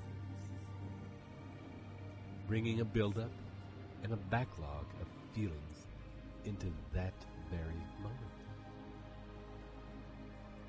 And now, take a deep breath. And as you do, I want you to let all that go and travel to a place where you feel at ease. Perhaps you are on a holiday, or in your favorite restaurant, or doing your favorite hobby, or with your favorite people. And as you arrive at this place where you feel comfortable and at ease, look around at the detail. What is happening around you? What are you seeing? How do you feel in this place? At ease? At rest? In excitement? Are there smells in this place? What things are moving in this place? What tastes? What conversations are you hearing? What is the feeling in your skin in this place? What is the feeling in your heart in this place? And allow yourself to take a deep breath. And as you do so, I want you to bring your awareness back to the unpleasant situation in your life. The part of your life that you do not really want to look at. And notice if it is any different. If anything has changed. If the feelings have been altered in any way whatsoever. And as you look around the details of this time and this place, noticing how it makes you feel, noticing if any changes have occurred, and I want you to take another deep breath and return to the place of ease, immersing yourself in the visual, auditory, and emotional stimuli that exists there. The feelings that surround you, the things in the place that you notice. In this place of ease, paying particular attention to the details. What are you wearing? Is it day or night? Are you inside or outside? What are the people around you wearing? Have the conversations changed since you were last here? And allow yourself to feel very deeply the emotional and physical feelings of joy, of laughter. Whatever is happening in that moment. the tastes, the smells, the movement, the action, the colors. And take your awareness back to the unpleasant situation in your life. And notice as you look around if the feeling is still the same or whether it has now in fact changed. And take your awareness back to the unpleasant situation in your life and notice as you look around if the feeling is still the same or whether it has now in fact changed. And for a few moments now, allow yourself to drift and consider that as the searchlight or your awareness focuses on that which you enjoy, that which you find unpleasant disappears. They are both part of your reality. They are both affecting your reality in every moment you exist in them. Both affecting the patterns, behaviors, and beliefs that you carry. And that it is your choice, and only your choice, to decide what you are willing to focus on. And as you consider that power contained in the searchlight of your awareness, the laser of your focus, the beam of your consciousness, allow yourself to drift and allow the sounds and words to wash over you.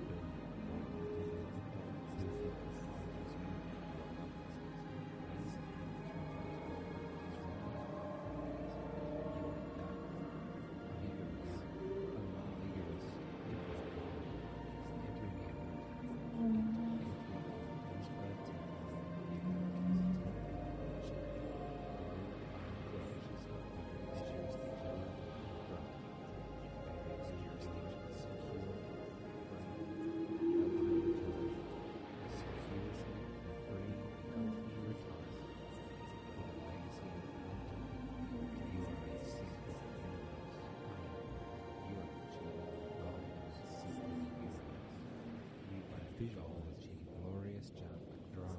I visualize glorious drama, leading it to natural law, leaving the psychokinetic demonstration, the cause of the psychokinetic demonstration in sequence you are making all moments if I am making more.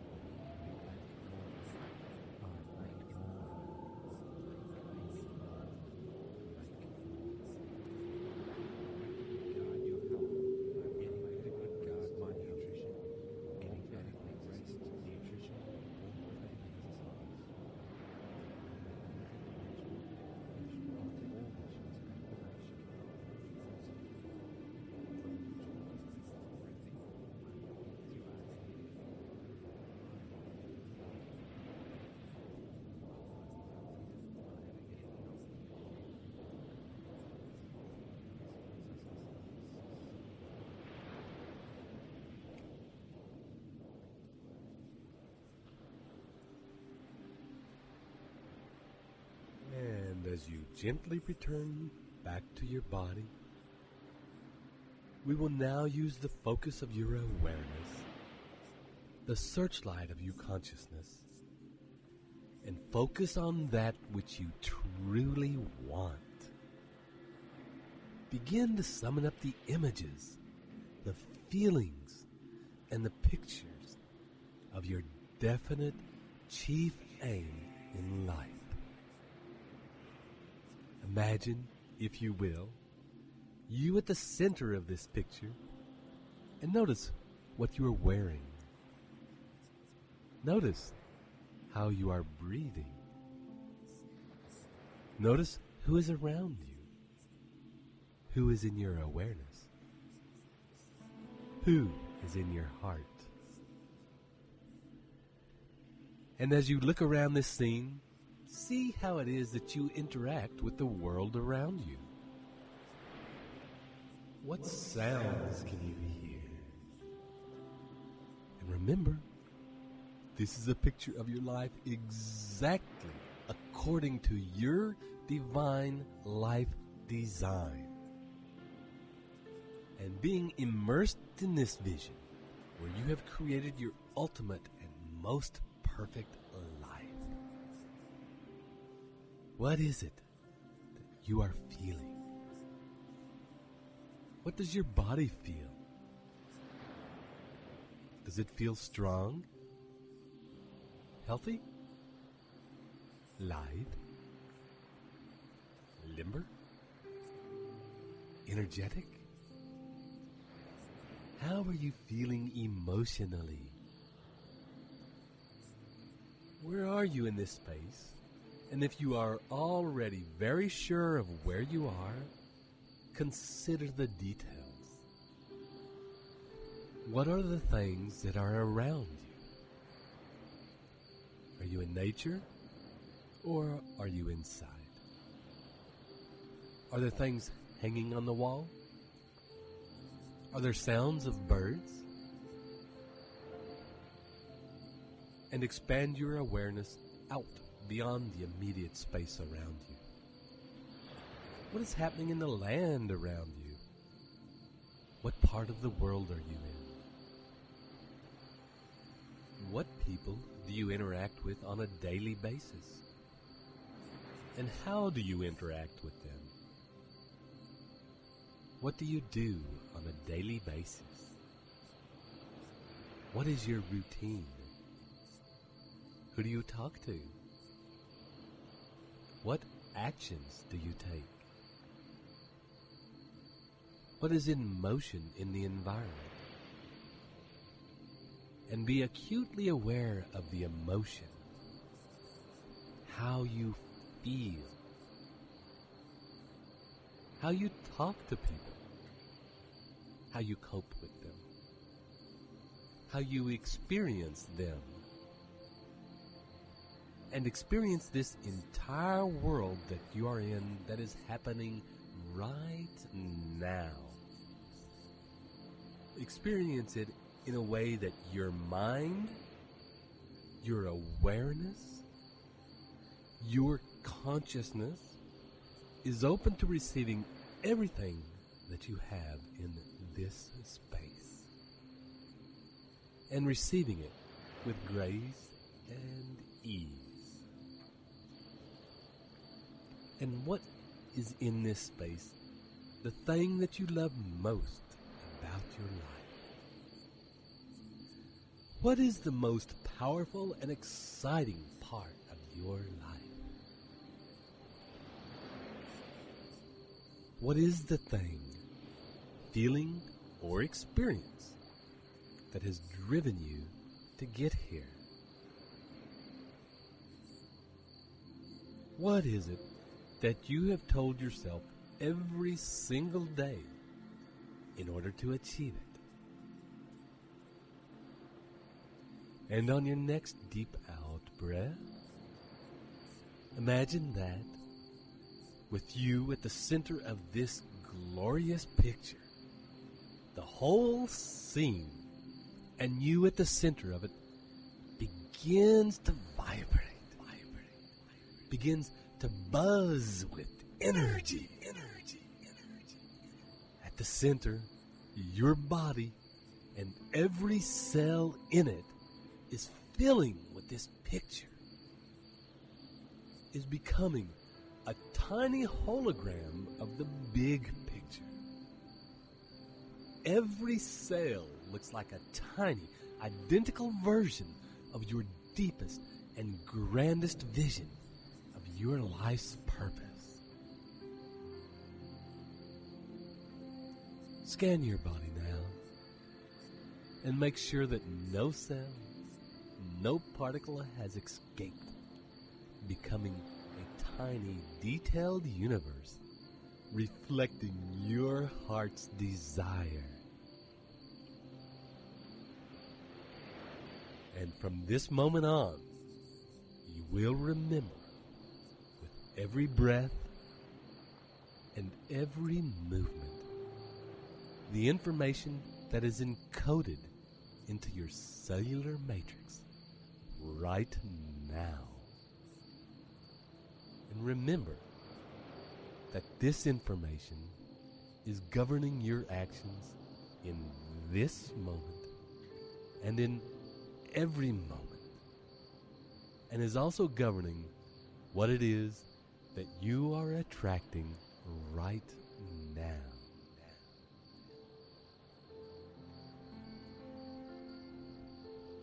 I hope you enjoyed this experiment in consciousness as much as we did creating it for you. Remember that if, at the end, you realized that your vision could have been even bigger, you can just do it again. Repetition is the key. So live each moment with focus and purpose. And we'll see you in the next meditation. This is Ted Ciuba and Mike Gardner. Wishing you travel well.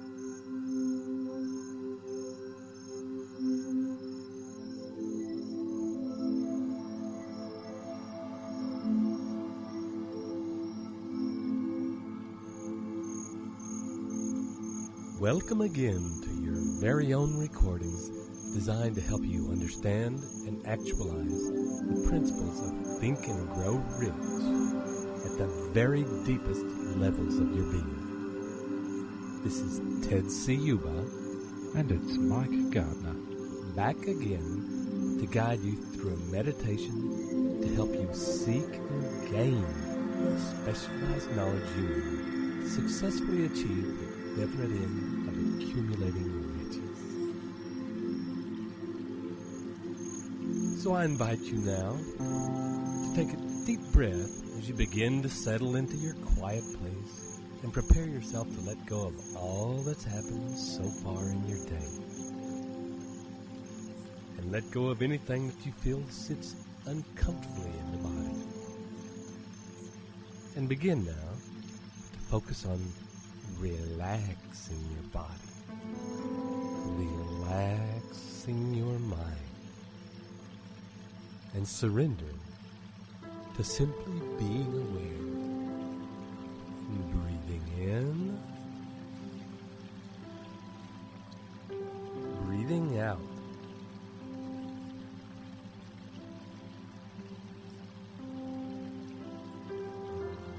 And as you focus your awareness on the rise and fall on your chest, and the deepening ease in your muscles comes with each breath, you may also notice the feeling of warmth that is spreading in your spine,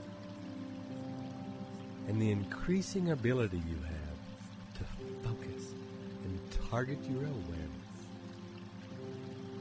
so that you only hear now the sound of my voice and the pictures and feeling that come in response to my guidance.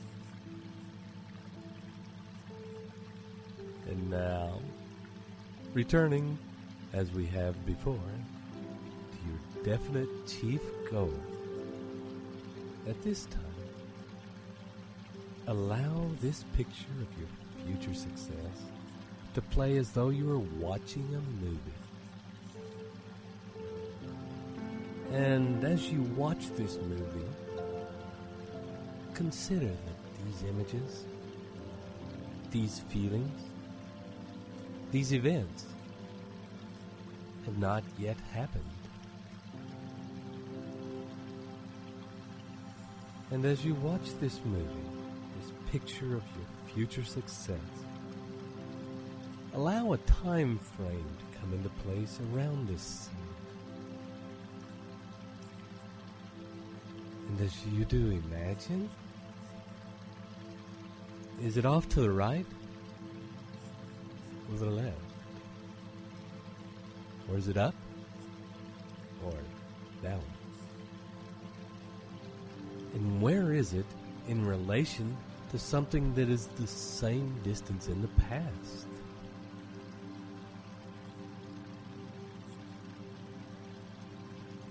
And is it possible at this time to draw a line from this past event, running through this present, and going all the way to this scene in the future?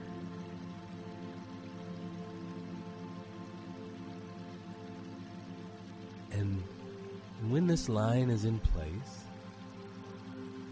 try moving this scene back or forward along the line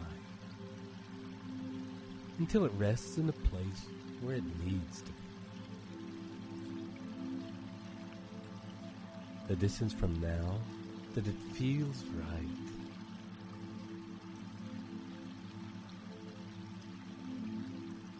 And take a few minutes now to watch that picture off in the future and sense and feel the space between now and then, and the tension that exists like a rubber band stretched tight between it and you. This tension created by your desire to change your circumstances. And feel that tension pulling you together.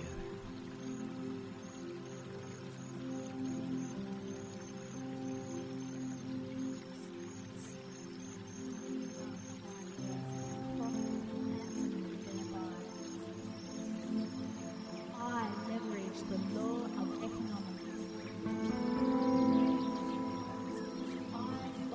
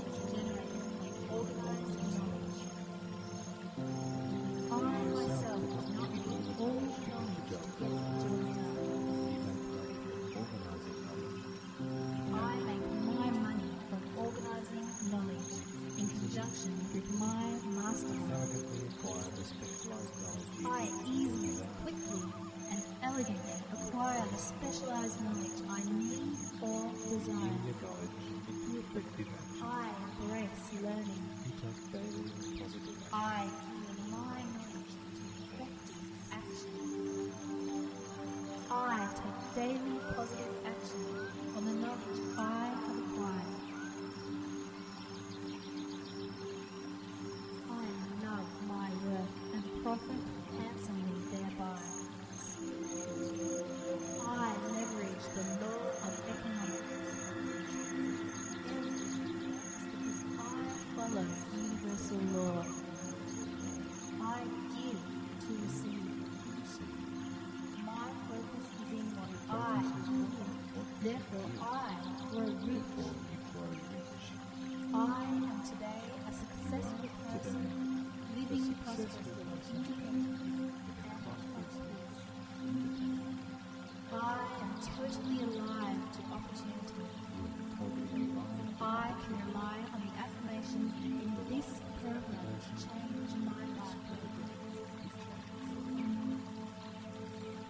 These recordings come from Think and Grow Rich. I seek specialized knowledge I need and delegate it. As you let go of that tension now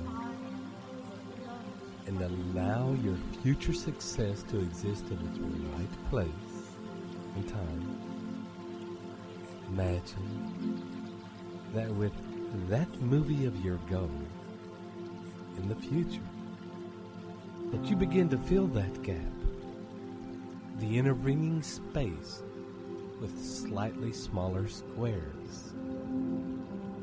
First, one for each year between now and then, so that each square can hold its own movement.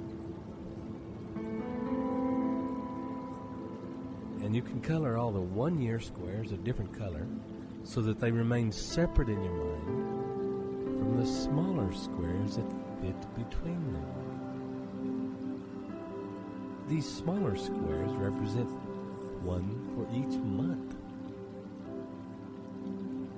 And making sure you color each of these 12 monthly squares a different color from each of the 1 year squares, and filling in even smaller squares now, one for each week, so that the picture of your timeline is now broken up into movements which can each play their own movie, and will each represent a series of steps, of actions that you will take to achieve your goals. And for a minute or two, allow your subconscious mind to begin to fill in each of these squares for the years, for the months, for the weeks, between now and the realization of your definite chief goal, each with its own story. You needn't be aware of what each one contains. Simply allow your unconscious mind to do this work for you.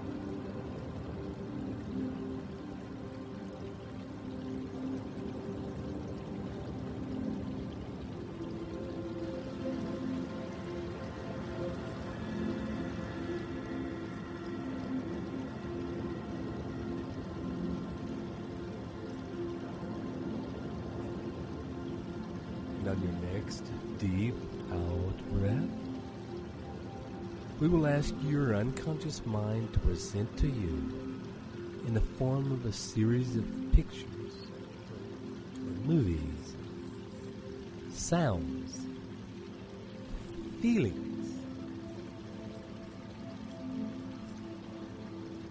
a list of the things, the information that you need to know in order for you to make your goals a reality. And as you watch this list unfold, take the time to consider each one in relation to whether it is something that you specifically need to know or something that you can outsource, something that you can have someone else take care of. And as this list is formed in your mind, allow your mind, both conscious and subconscious, to also present to you how you might source this information, how you might organize it to produce the best results. Who will you get to assist you? How will you source this expertise? What will you offer them in return so that you both benefit from the exchange? How is your business organized based on this acquired information to guarantee your success?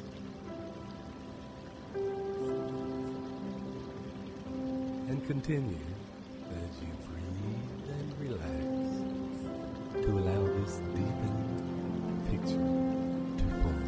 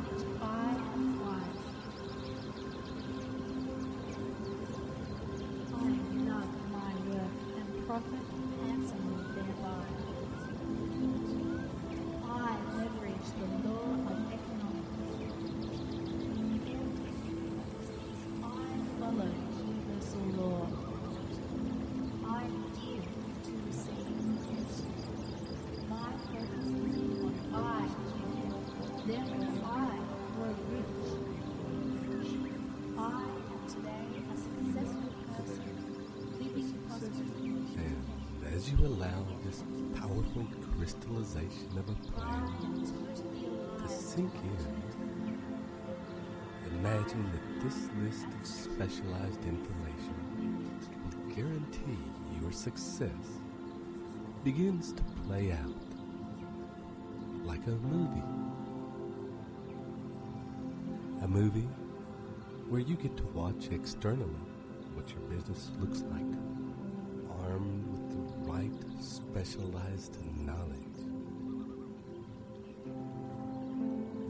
And when you are ready, and that movie is fully formed in intricate detail, on your next deep in-breath, snap that picture up so that you quickly go from outside, witnessing the scene, to inside it and surrounded by it.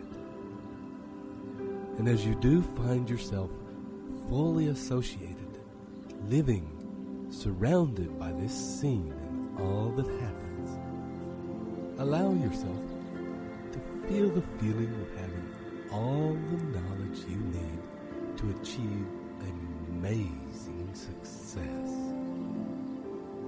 right at your fingertips, all organized perfectly to ensure an exacting and smooth running of your business and your life. Visualize in intricate detail the relationships with those who you have gathered around you to help you realize your vision. How do they help you? How is the relationship a win-win? How have you found this information? How have you found these people? How, exactly, has it changed the way you operate in terms of your life and your business? Has creating this information resource that is available at your fingertips changed the timeline of achieving your goals? And has it changed the goals themselves by expanding your possibilities?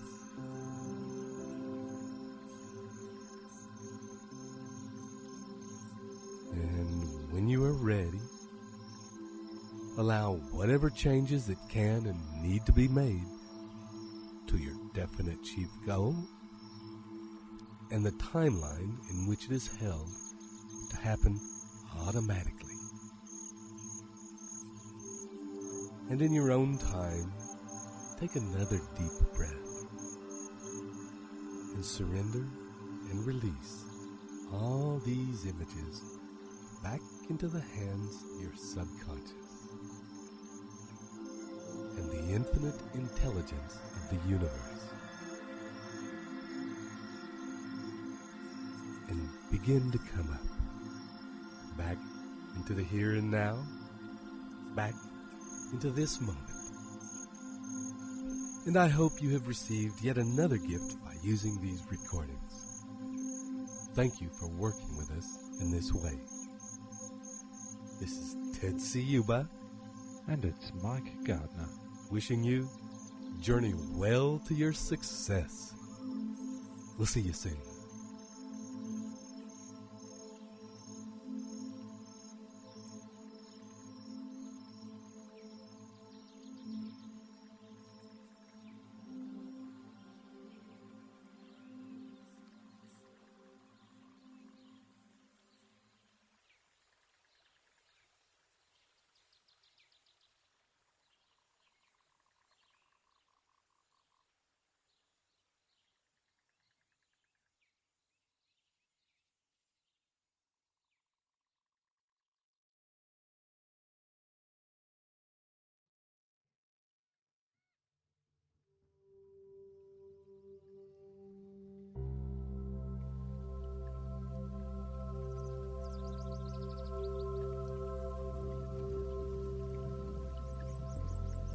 Hello again, and welcome to this very important recording designed to assist you in the exploration and mining of the gold contained in your creative mind.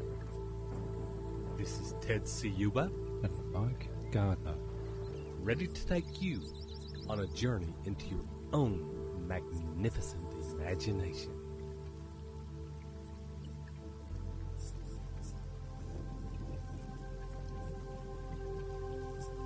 And as you have already done in the past with us, take a minute to get yourself settled in a quiet place where you can get even more comfortable than you were the last time you were dropped deeply inside. And for a few minutes, take some time to scan your body, becoming aware of the weight of your body, where it connects to the surface beneath you. And as you notice and feel that weight, and you notice your edges and your solidity, you'll also notice a growing softness in your muscles and the feeling of that relaxation spreading. And you also notice that you are beginning to feel heavier. Your arms sinking down, pulling your shoulders down into relaxation. Your legs, your feet melting into the soft comfort of where you are now relaxing. And as they do, a growing warmth is beginning to spread through your body. And as that warmth spreads, you may notice your body feeling more and more at peace, while you begin to be aware of your mind drifting out. And you can feel at ease with this drifting. And simply allow any images, feelings,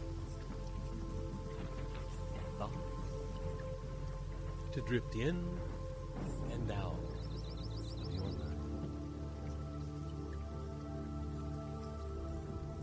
And in a minute, I want you to allow those feelings, thoughts, and images to flow around the subject of your definite chief purpose. And as you focus on your definite chief purpose, allow yourself to simply enjoy the feeling of your life as it is becoming exactly the life you desire for yourself, for your family, for your friends and loved ones.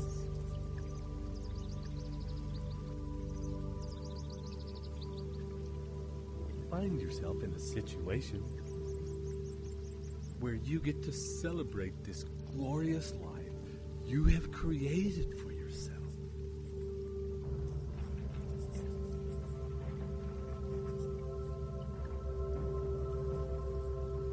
Feel the feeling of deep gratitude for all that you have, for how you now live, for how you now dress, for the opportunities and adventures and experiences you now have access to.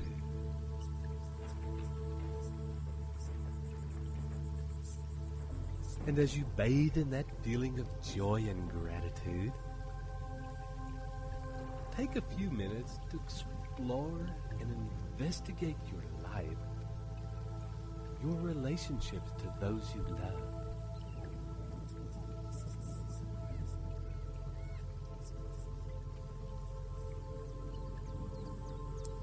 Also, your business relationships.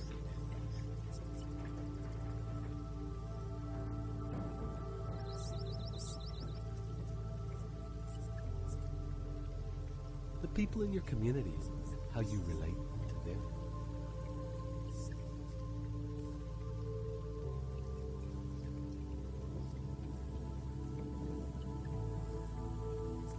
Explore your house,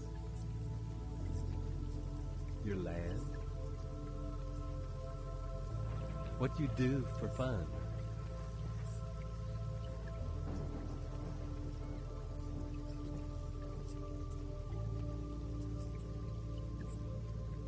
Allow this exploration to fill your desires and imagination,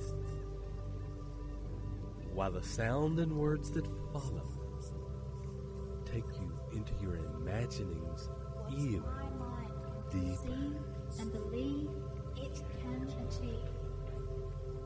I visualize my future successes in all its glory. I visualize and live out its glorious splendor in the present tense.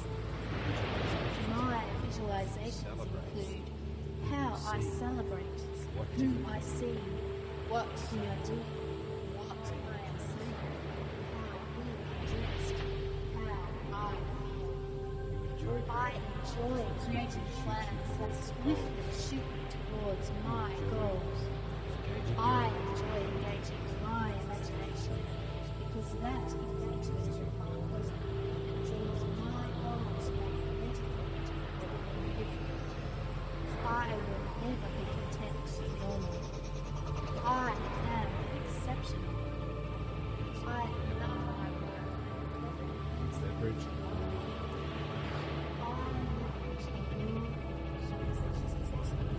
everything works because I follow universal law. I give to receive. My focus is in what I can give. Therefore, I grow rich. I am today a successful person, living prosperously and I am totally aligned to opportunity. What my mind can conceive and believe, it can achieve. I visualize my future successes in all its glory. I visualize and live out its glorious splendor in the present tense. My visualizations include how I celebrate, whom I see, what we are doing, what I am saying, how we are dressed, how I feel. I enjoy creating plans that swiftly shoot me towards my goals. I enjoy engaging my imagination because that engages me and draws my goals magnetically. I will never be content with normal. I am exceptional. I love my work and Leverage.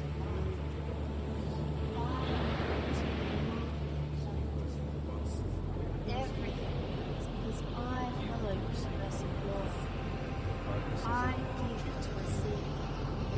My focus is in what I can give. Therefore, I grow rich. I am today a successful person, living prosperously and happiness. I am totally alive to opportunity.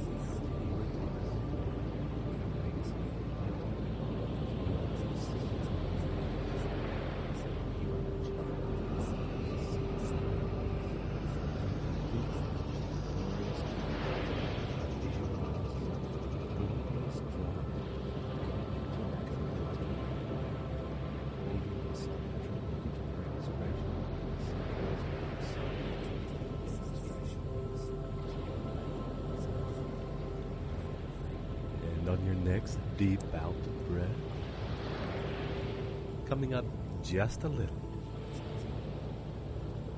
Just enough to be able to follow my words. Just enough to be able to come back to your body, to feel its edges, to allow you to take a couple of deep breaths. And notice the feeling of your breath filling your body. And as it does, expanding those edges out just a little so that you feel bigger. And on your next deep in-breath, beginning now to start to drift out again. This time, out into the room around you.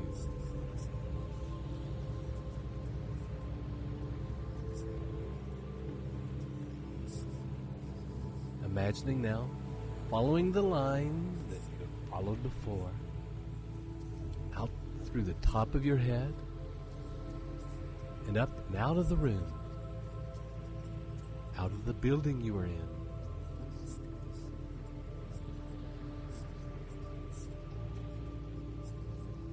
And slowly out into the sky, out of the atmosphere.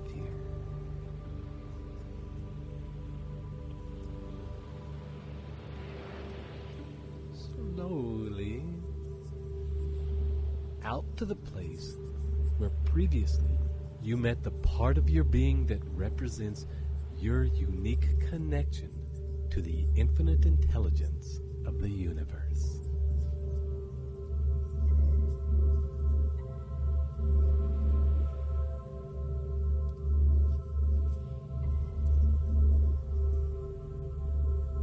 And as you return to this place of connection to infinite intelligence,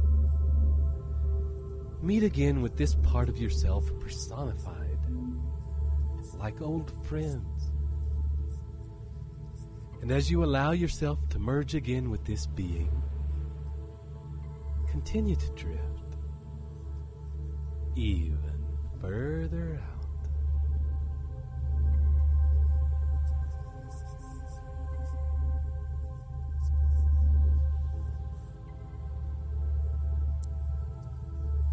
Drifting out now in the direction of the sun. And you will notice that since it is your consciousness and not your body moving out towards and into the sun, that it does not feel hot. In fact, it feels deeply expanding and connecting.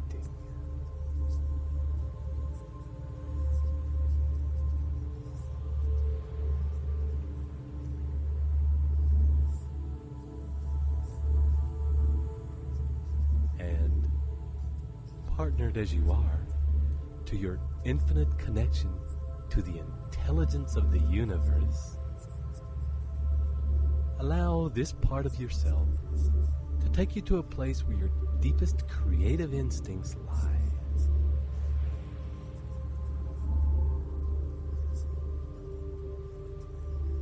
Where your ideas are held.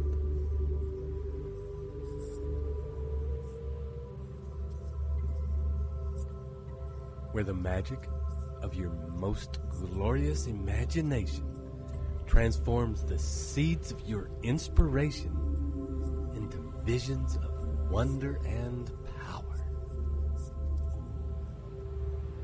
This is the womb of your most magnificent dreams.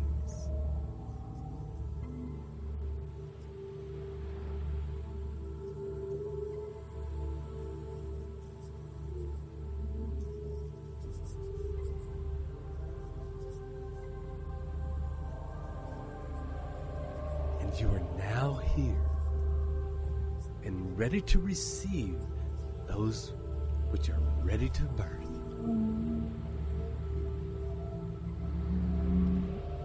And take some time now to stare in wonder at the unfolding of some of these ideas.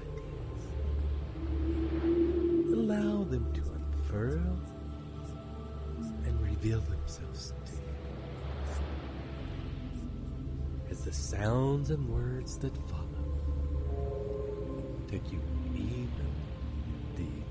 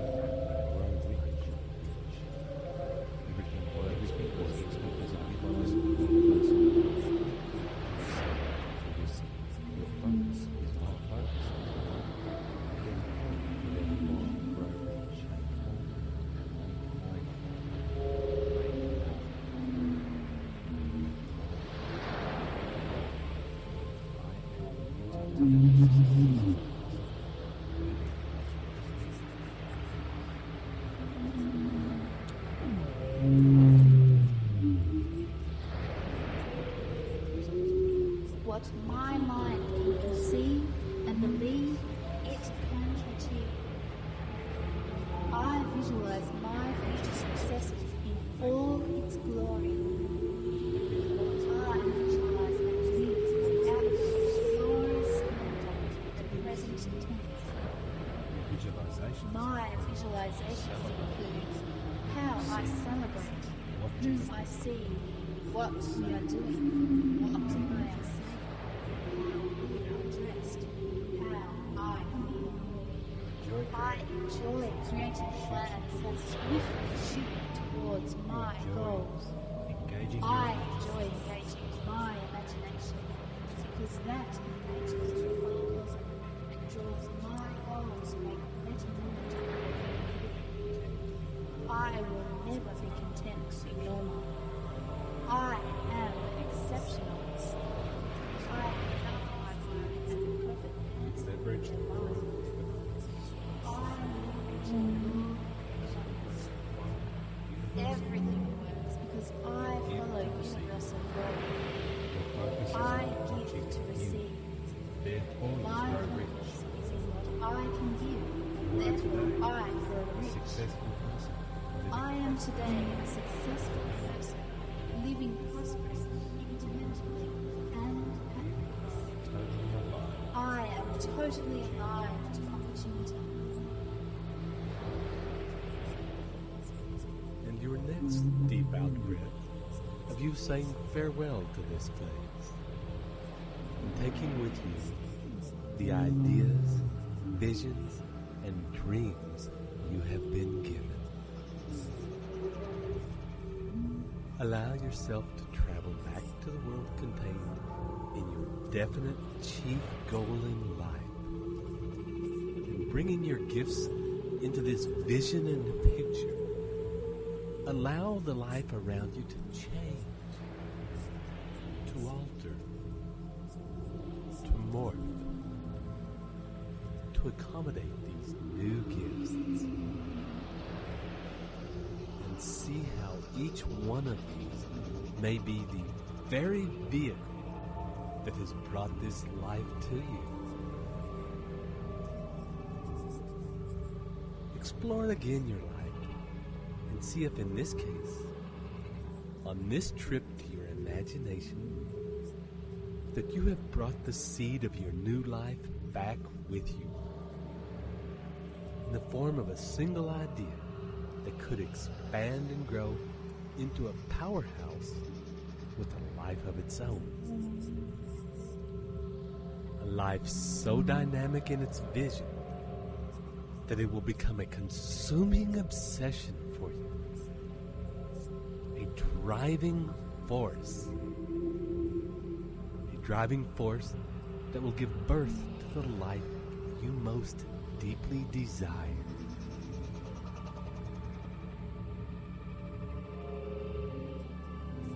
And when you are ready, follow this life back to the present moment. Noticing along the way what changes need to be made in each step to keep you on the right path. To keep you on the path to actualizing your future success. And on your next deep breath, bringing all those thoughts and changes right back into the here and now, to this place where your body lies, to this moment, right now.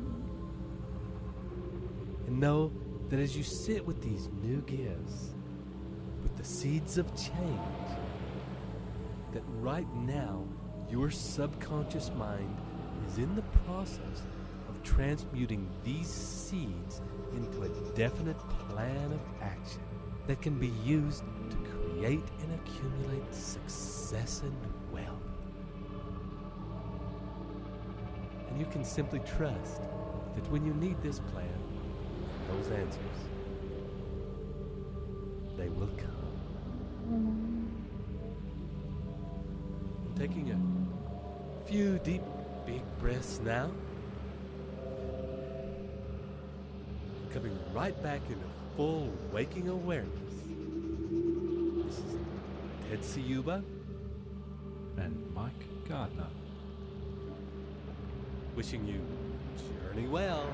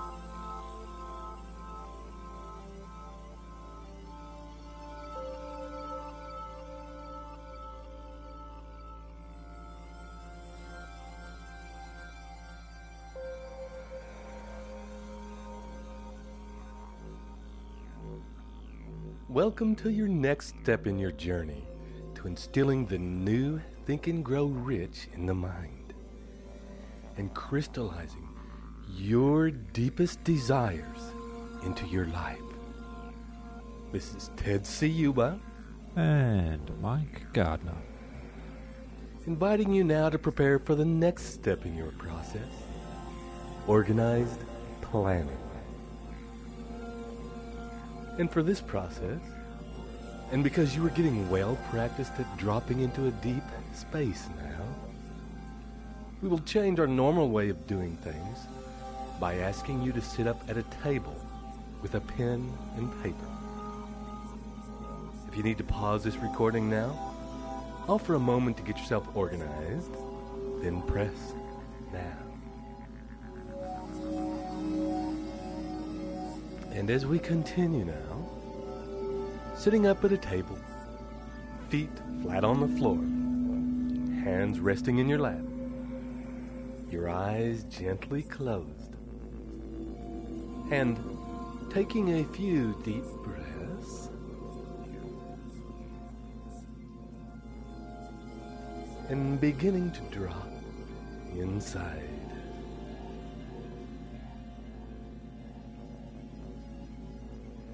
Noting your breathing,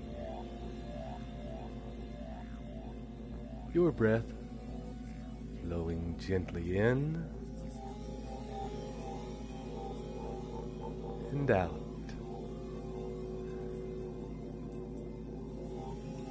And as you notice your breathing, also take note in other things about your body. Bring your consciousness to your edges. Notice your hands in your lap, how warm they are there. And as you notice the weight of them in your lap, you will also be aware of the weight of your shoulders as they drop into relaxation. And as that relaxation spreads, your spine will begin to soften and your neck relax. Feeling warmer and softer. As your neck relaxes, you will begin to feel the weight of your head and the balance that must exist in your body as you sit upright in order to keep your head sitting tall on your neck and shoulders in a completely easy and relaxed way.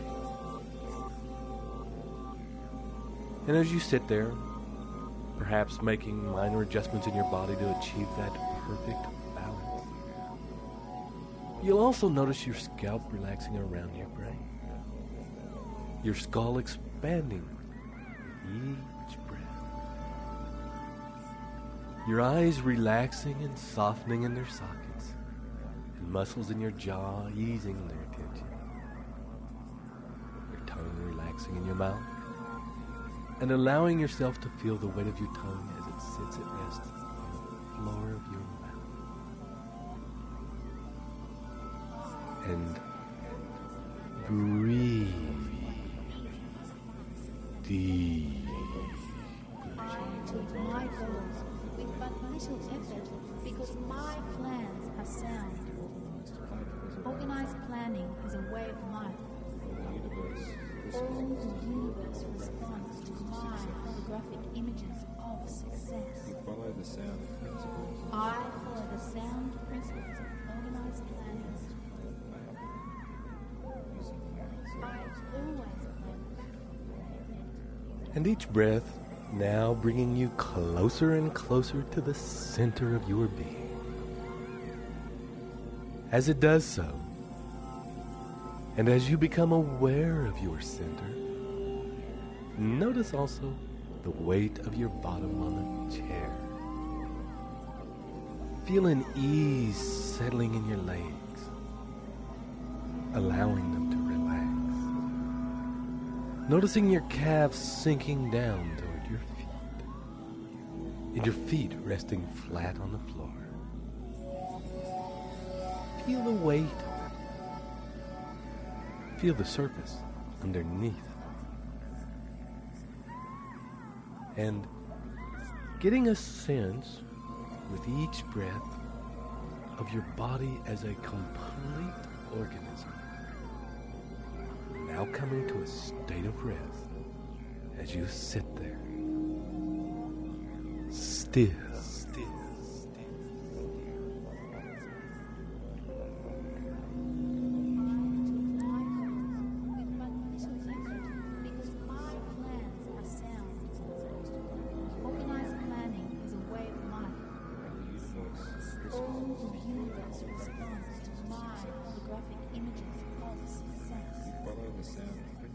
I follow the sound principles of organized planning. I always plan. And as you rest there, gently begin to fill your mind with the images of your definite chief purpose in life. Allow the picture that we have formed over previous journeys to come into focus in your mind. In vacagum detail. Bringing the vibrancy and the light and the colors which you have imagined for this vision into acute awareness. Surround yourself with this picture. The details, the feelings, the emotion. What is in motion? What is moving in your environment? What does it look like? What objects are there? What feelings are there? What conversations there are?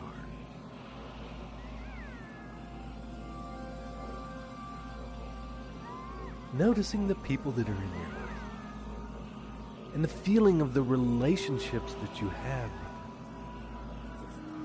And as these pictures are forming, allow words to begin to float through your consciousness. Words and phrases that come up that surmise this experience. And take a deep breath.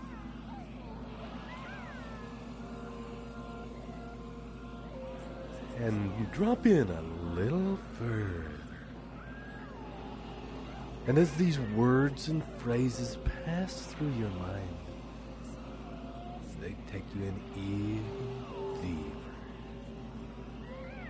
And you'll also find, whilst you are so relaxed and in this deep space, that you'll be able to move your arms and your hands, and open your eyes gently, and still maintain yourself in this same state of consciousness.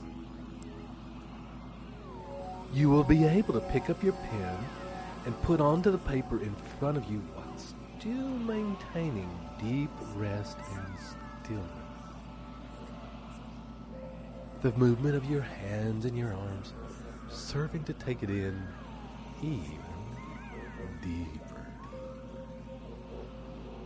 Each movement of the pen and of your fingers stimulating the vision of your mind. Begin now by writing about this world you have imagined, this world of you living in your definite chief purpose in life in the present tense. Write succinctly and with clarity about what this world looks like. Writing about where you are. Who are you with? What are you doing? Spend a few moments now detailing and describing the vision in your mind on paper.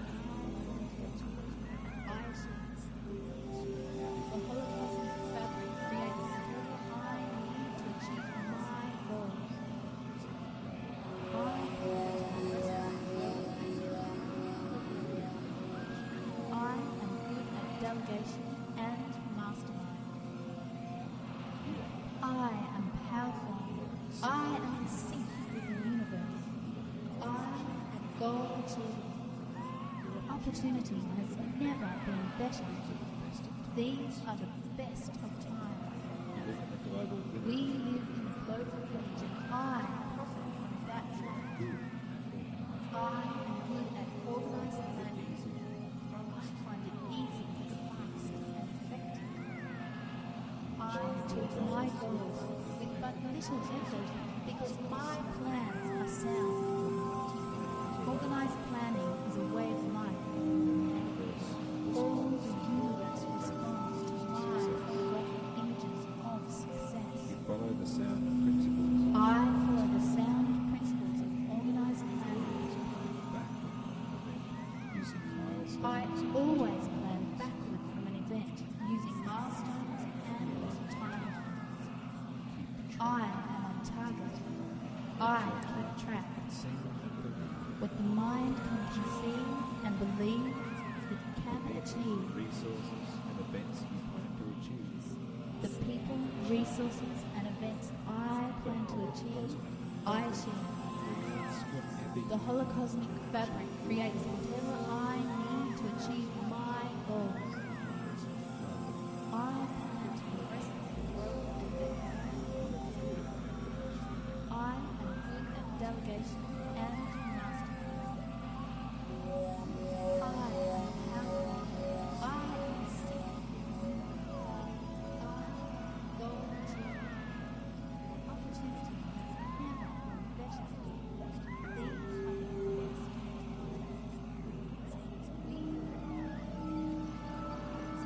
And next, begin to describe the feeling of this world, this vision, your life you have created. What does it feel like to you now? How do you feel in yourself? How do you feel about yourself? How do you feel about those around you? How do you feel about the relationships you have? How do you feel emotionally about your business? About what you are offering the world? About what you are giving?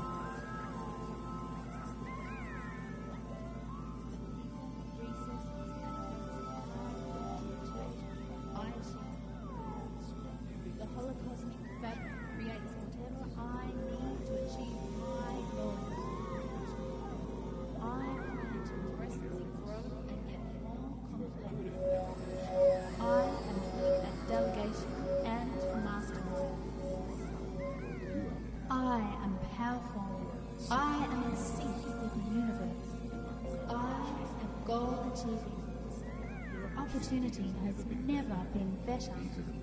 These are the best of times. We live in a global village and I profit from that fact. I am good at organizing matters. I find it easy, fast and effective. I achieve my goals with but little effort because my plans are sound. Organized planning is a way of life. All the universe responds to my holographic images of success. I follow the sound principles of organized planning. I always plan backward from an event using milestones and timing. I am on target. I keep track. What the mind can conceive and believe, it can achieve. The people, resources, and events I plan to achieve, I achieve. The holocosmic fabric creates whatever I need to achieve my goals. I plan to progressively grow and get. I am delegation and And when you have finished, begin to write about the people in your world. Who are your friends? Who are your intimate confidants? Who do you enjoy sharing time with? Who do you work with? And how are your relationships with them? Who do you play with? And how are your relationships with them? How is your relationship with yourself?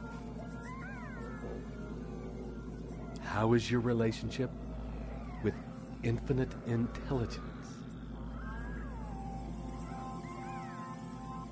And write about this for a time.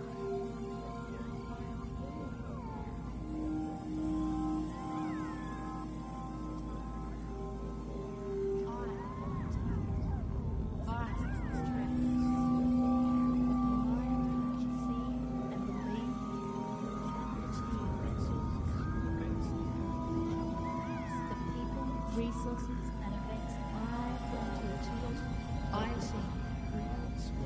The holocosmic fabric creates whatever I need to achieve my goals. I plan to progressively grow and get more complex. I am good at delegation and mastermind. I am powerful. I am in sync with the universe. I am goal achieving. Opportunity has never been better. These are the best of times. You live in a global village. We live in a global village and I profit from that fact. I am good at organized planning. I find it easy, fast, and effective. I achieve my goals with but little effort because my plans are sound. Organized planning is a way of life. All the universe responds to my graphic images of success. Follow the sound principles. I follow the sound principles of organized planning. Using milestones. I always plan backward from an event using milestones and time. I am on target. I keep track. What the mind can conceive and believe, it can achieve. Resources and events you plan to achieve. The people, resources, and events I plan to achieve, I achieve. Creates whatever The holocosmic fabric creates whatever I need to achieve my goals. I plan to progressively grow and get more. I am good at delegation and mastery.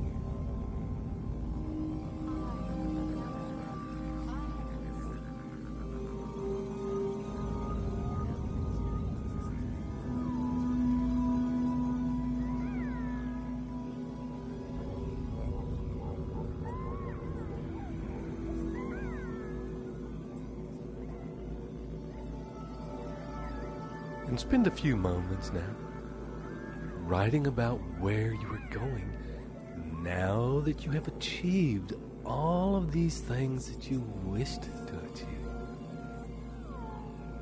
And having got to here and successfully created this life, there are always new challenges, always new goals. Always new lights on the horizon. Always new things you would like to achieve. New states of mind you would like to experience. So, considering everything that you have achieved so far, what is the next step for you? Where are you going? What is it that's next in your life? And when you have finished writing down all of these details, put your pen down and your hands back in your lap. The movement of your arms taking you deeper in. Coming at rest again to that same state of stillness and resting.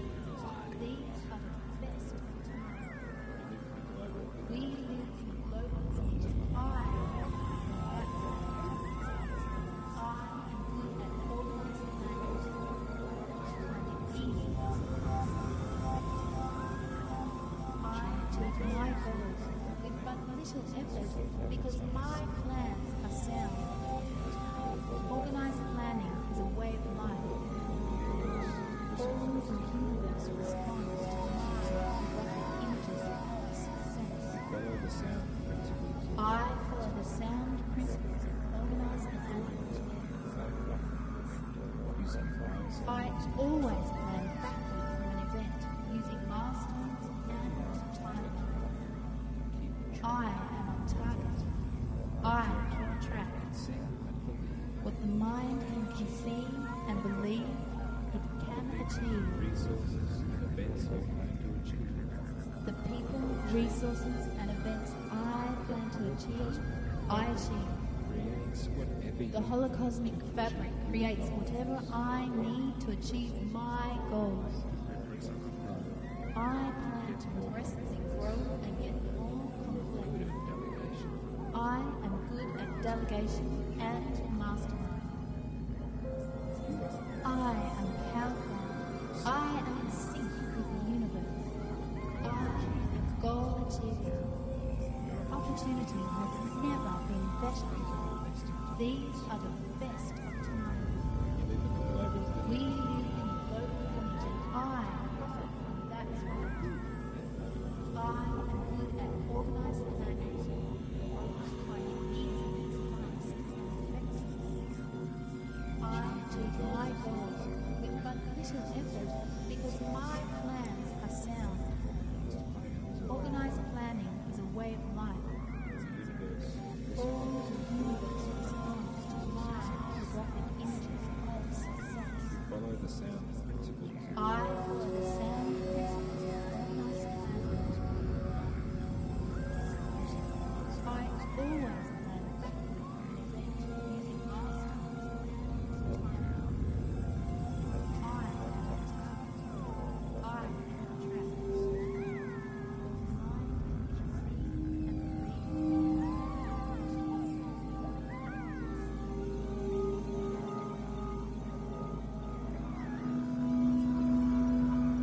Eyes closed and breathing.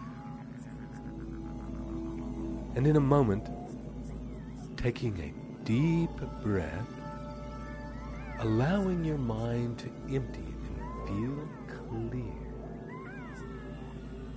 Let go of any thoughts passing through your mind.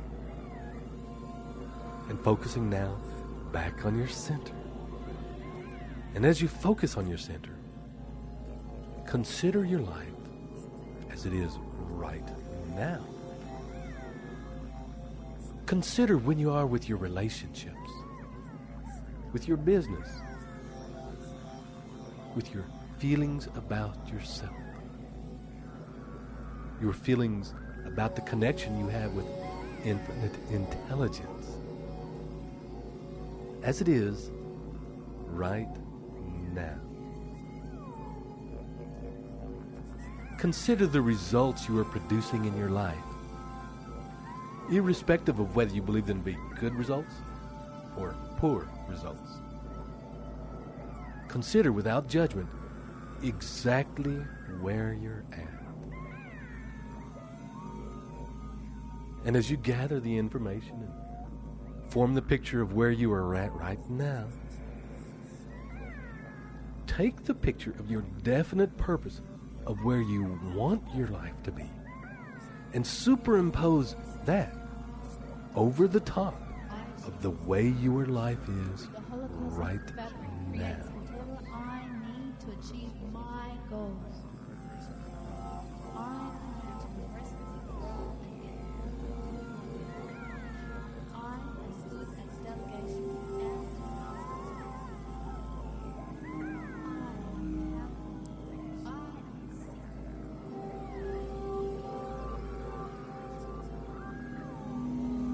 And on your next deep breath, the movement of your arms deepening your state of consciousness. Take your pen again and put it to the paper. Allow that feeling of the rest to be maintained as you begin to write. And looking at these two images superimposed one on another, begin to write the things that you believe you must do in order to achieve your goal. In order to make that leap between things as they are now and things as you desire them to be.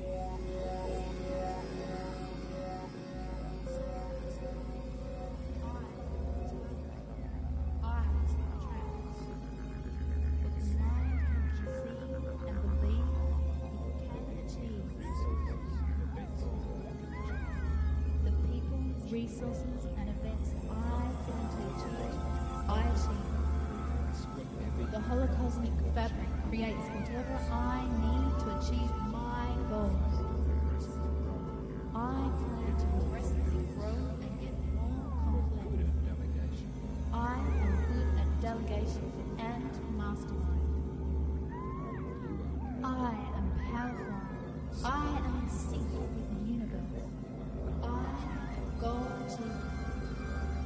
opportunity has never been better. These are the best of times. We live in a global village and I offer that fact. I am good at organizing planning, finding easy. I achieve my goals with but little effort because my plans are sound. Organized planning is a way of life. All the universe responds to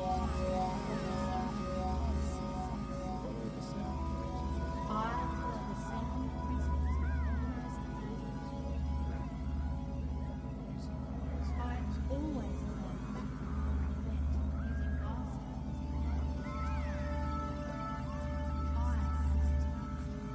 vast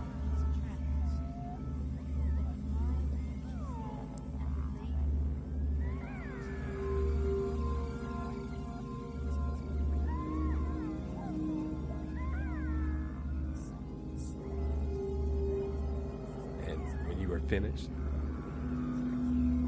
make a list of the knowledge and information that you believe you must have in order to achieve those things. Deepen that list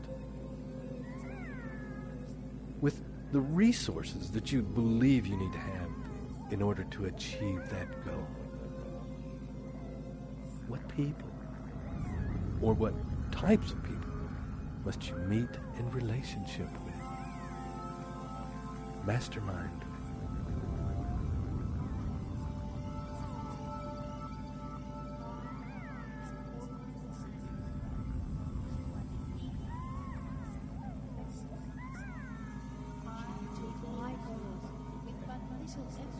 Because my plans are sound.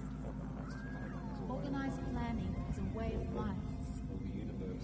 All the universe responds to my holographic images of success. I follow the sound principles of organized planning. I always plan. And note down now a few ideas of alternative options that you can use to achieve that goal. Different vehicles that perhaps you could consider.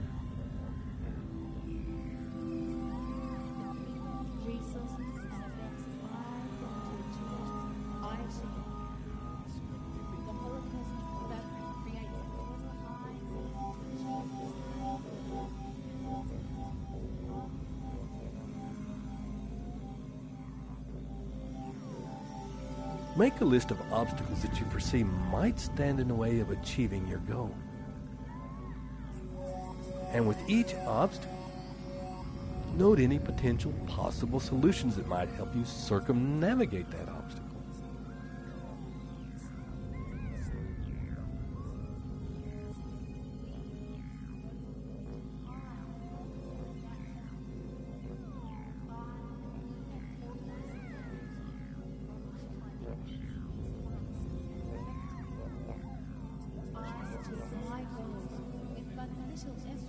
Because my plans are sound. Organized planning is a way of life.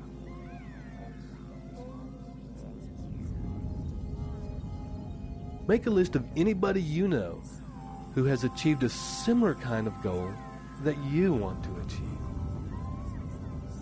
Preferably people that you know personally. However, if you don't know anybody personally that has achieved the kind of goal you were trying to achieve, write down people that you know about that have realized those kinds of dreams.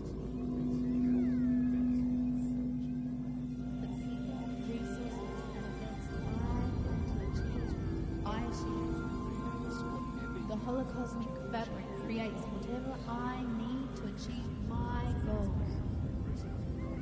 I plan to progress, grow, and get more. I am good at delegation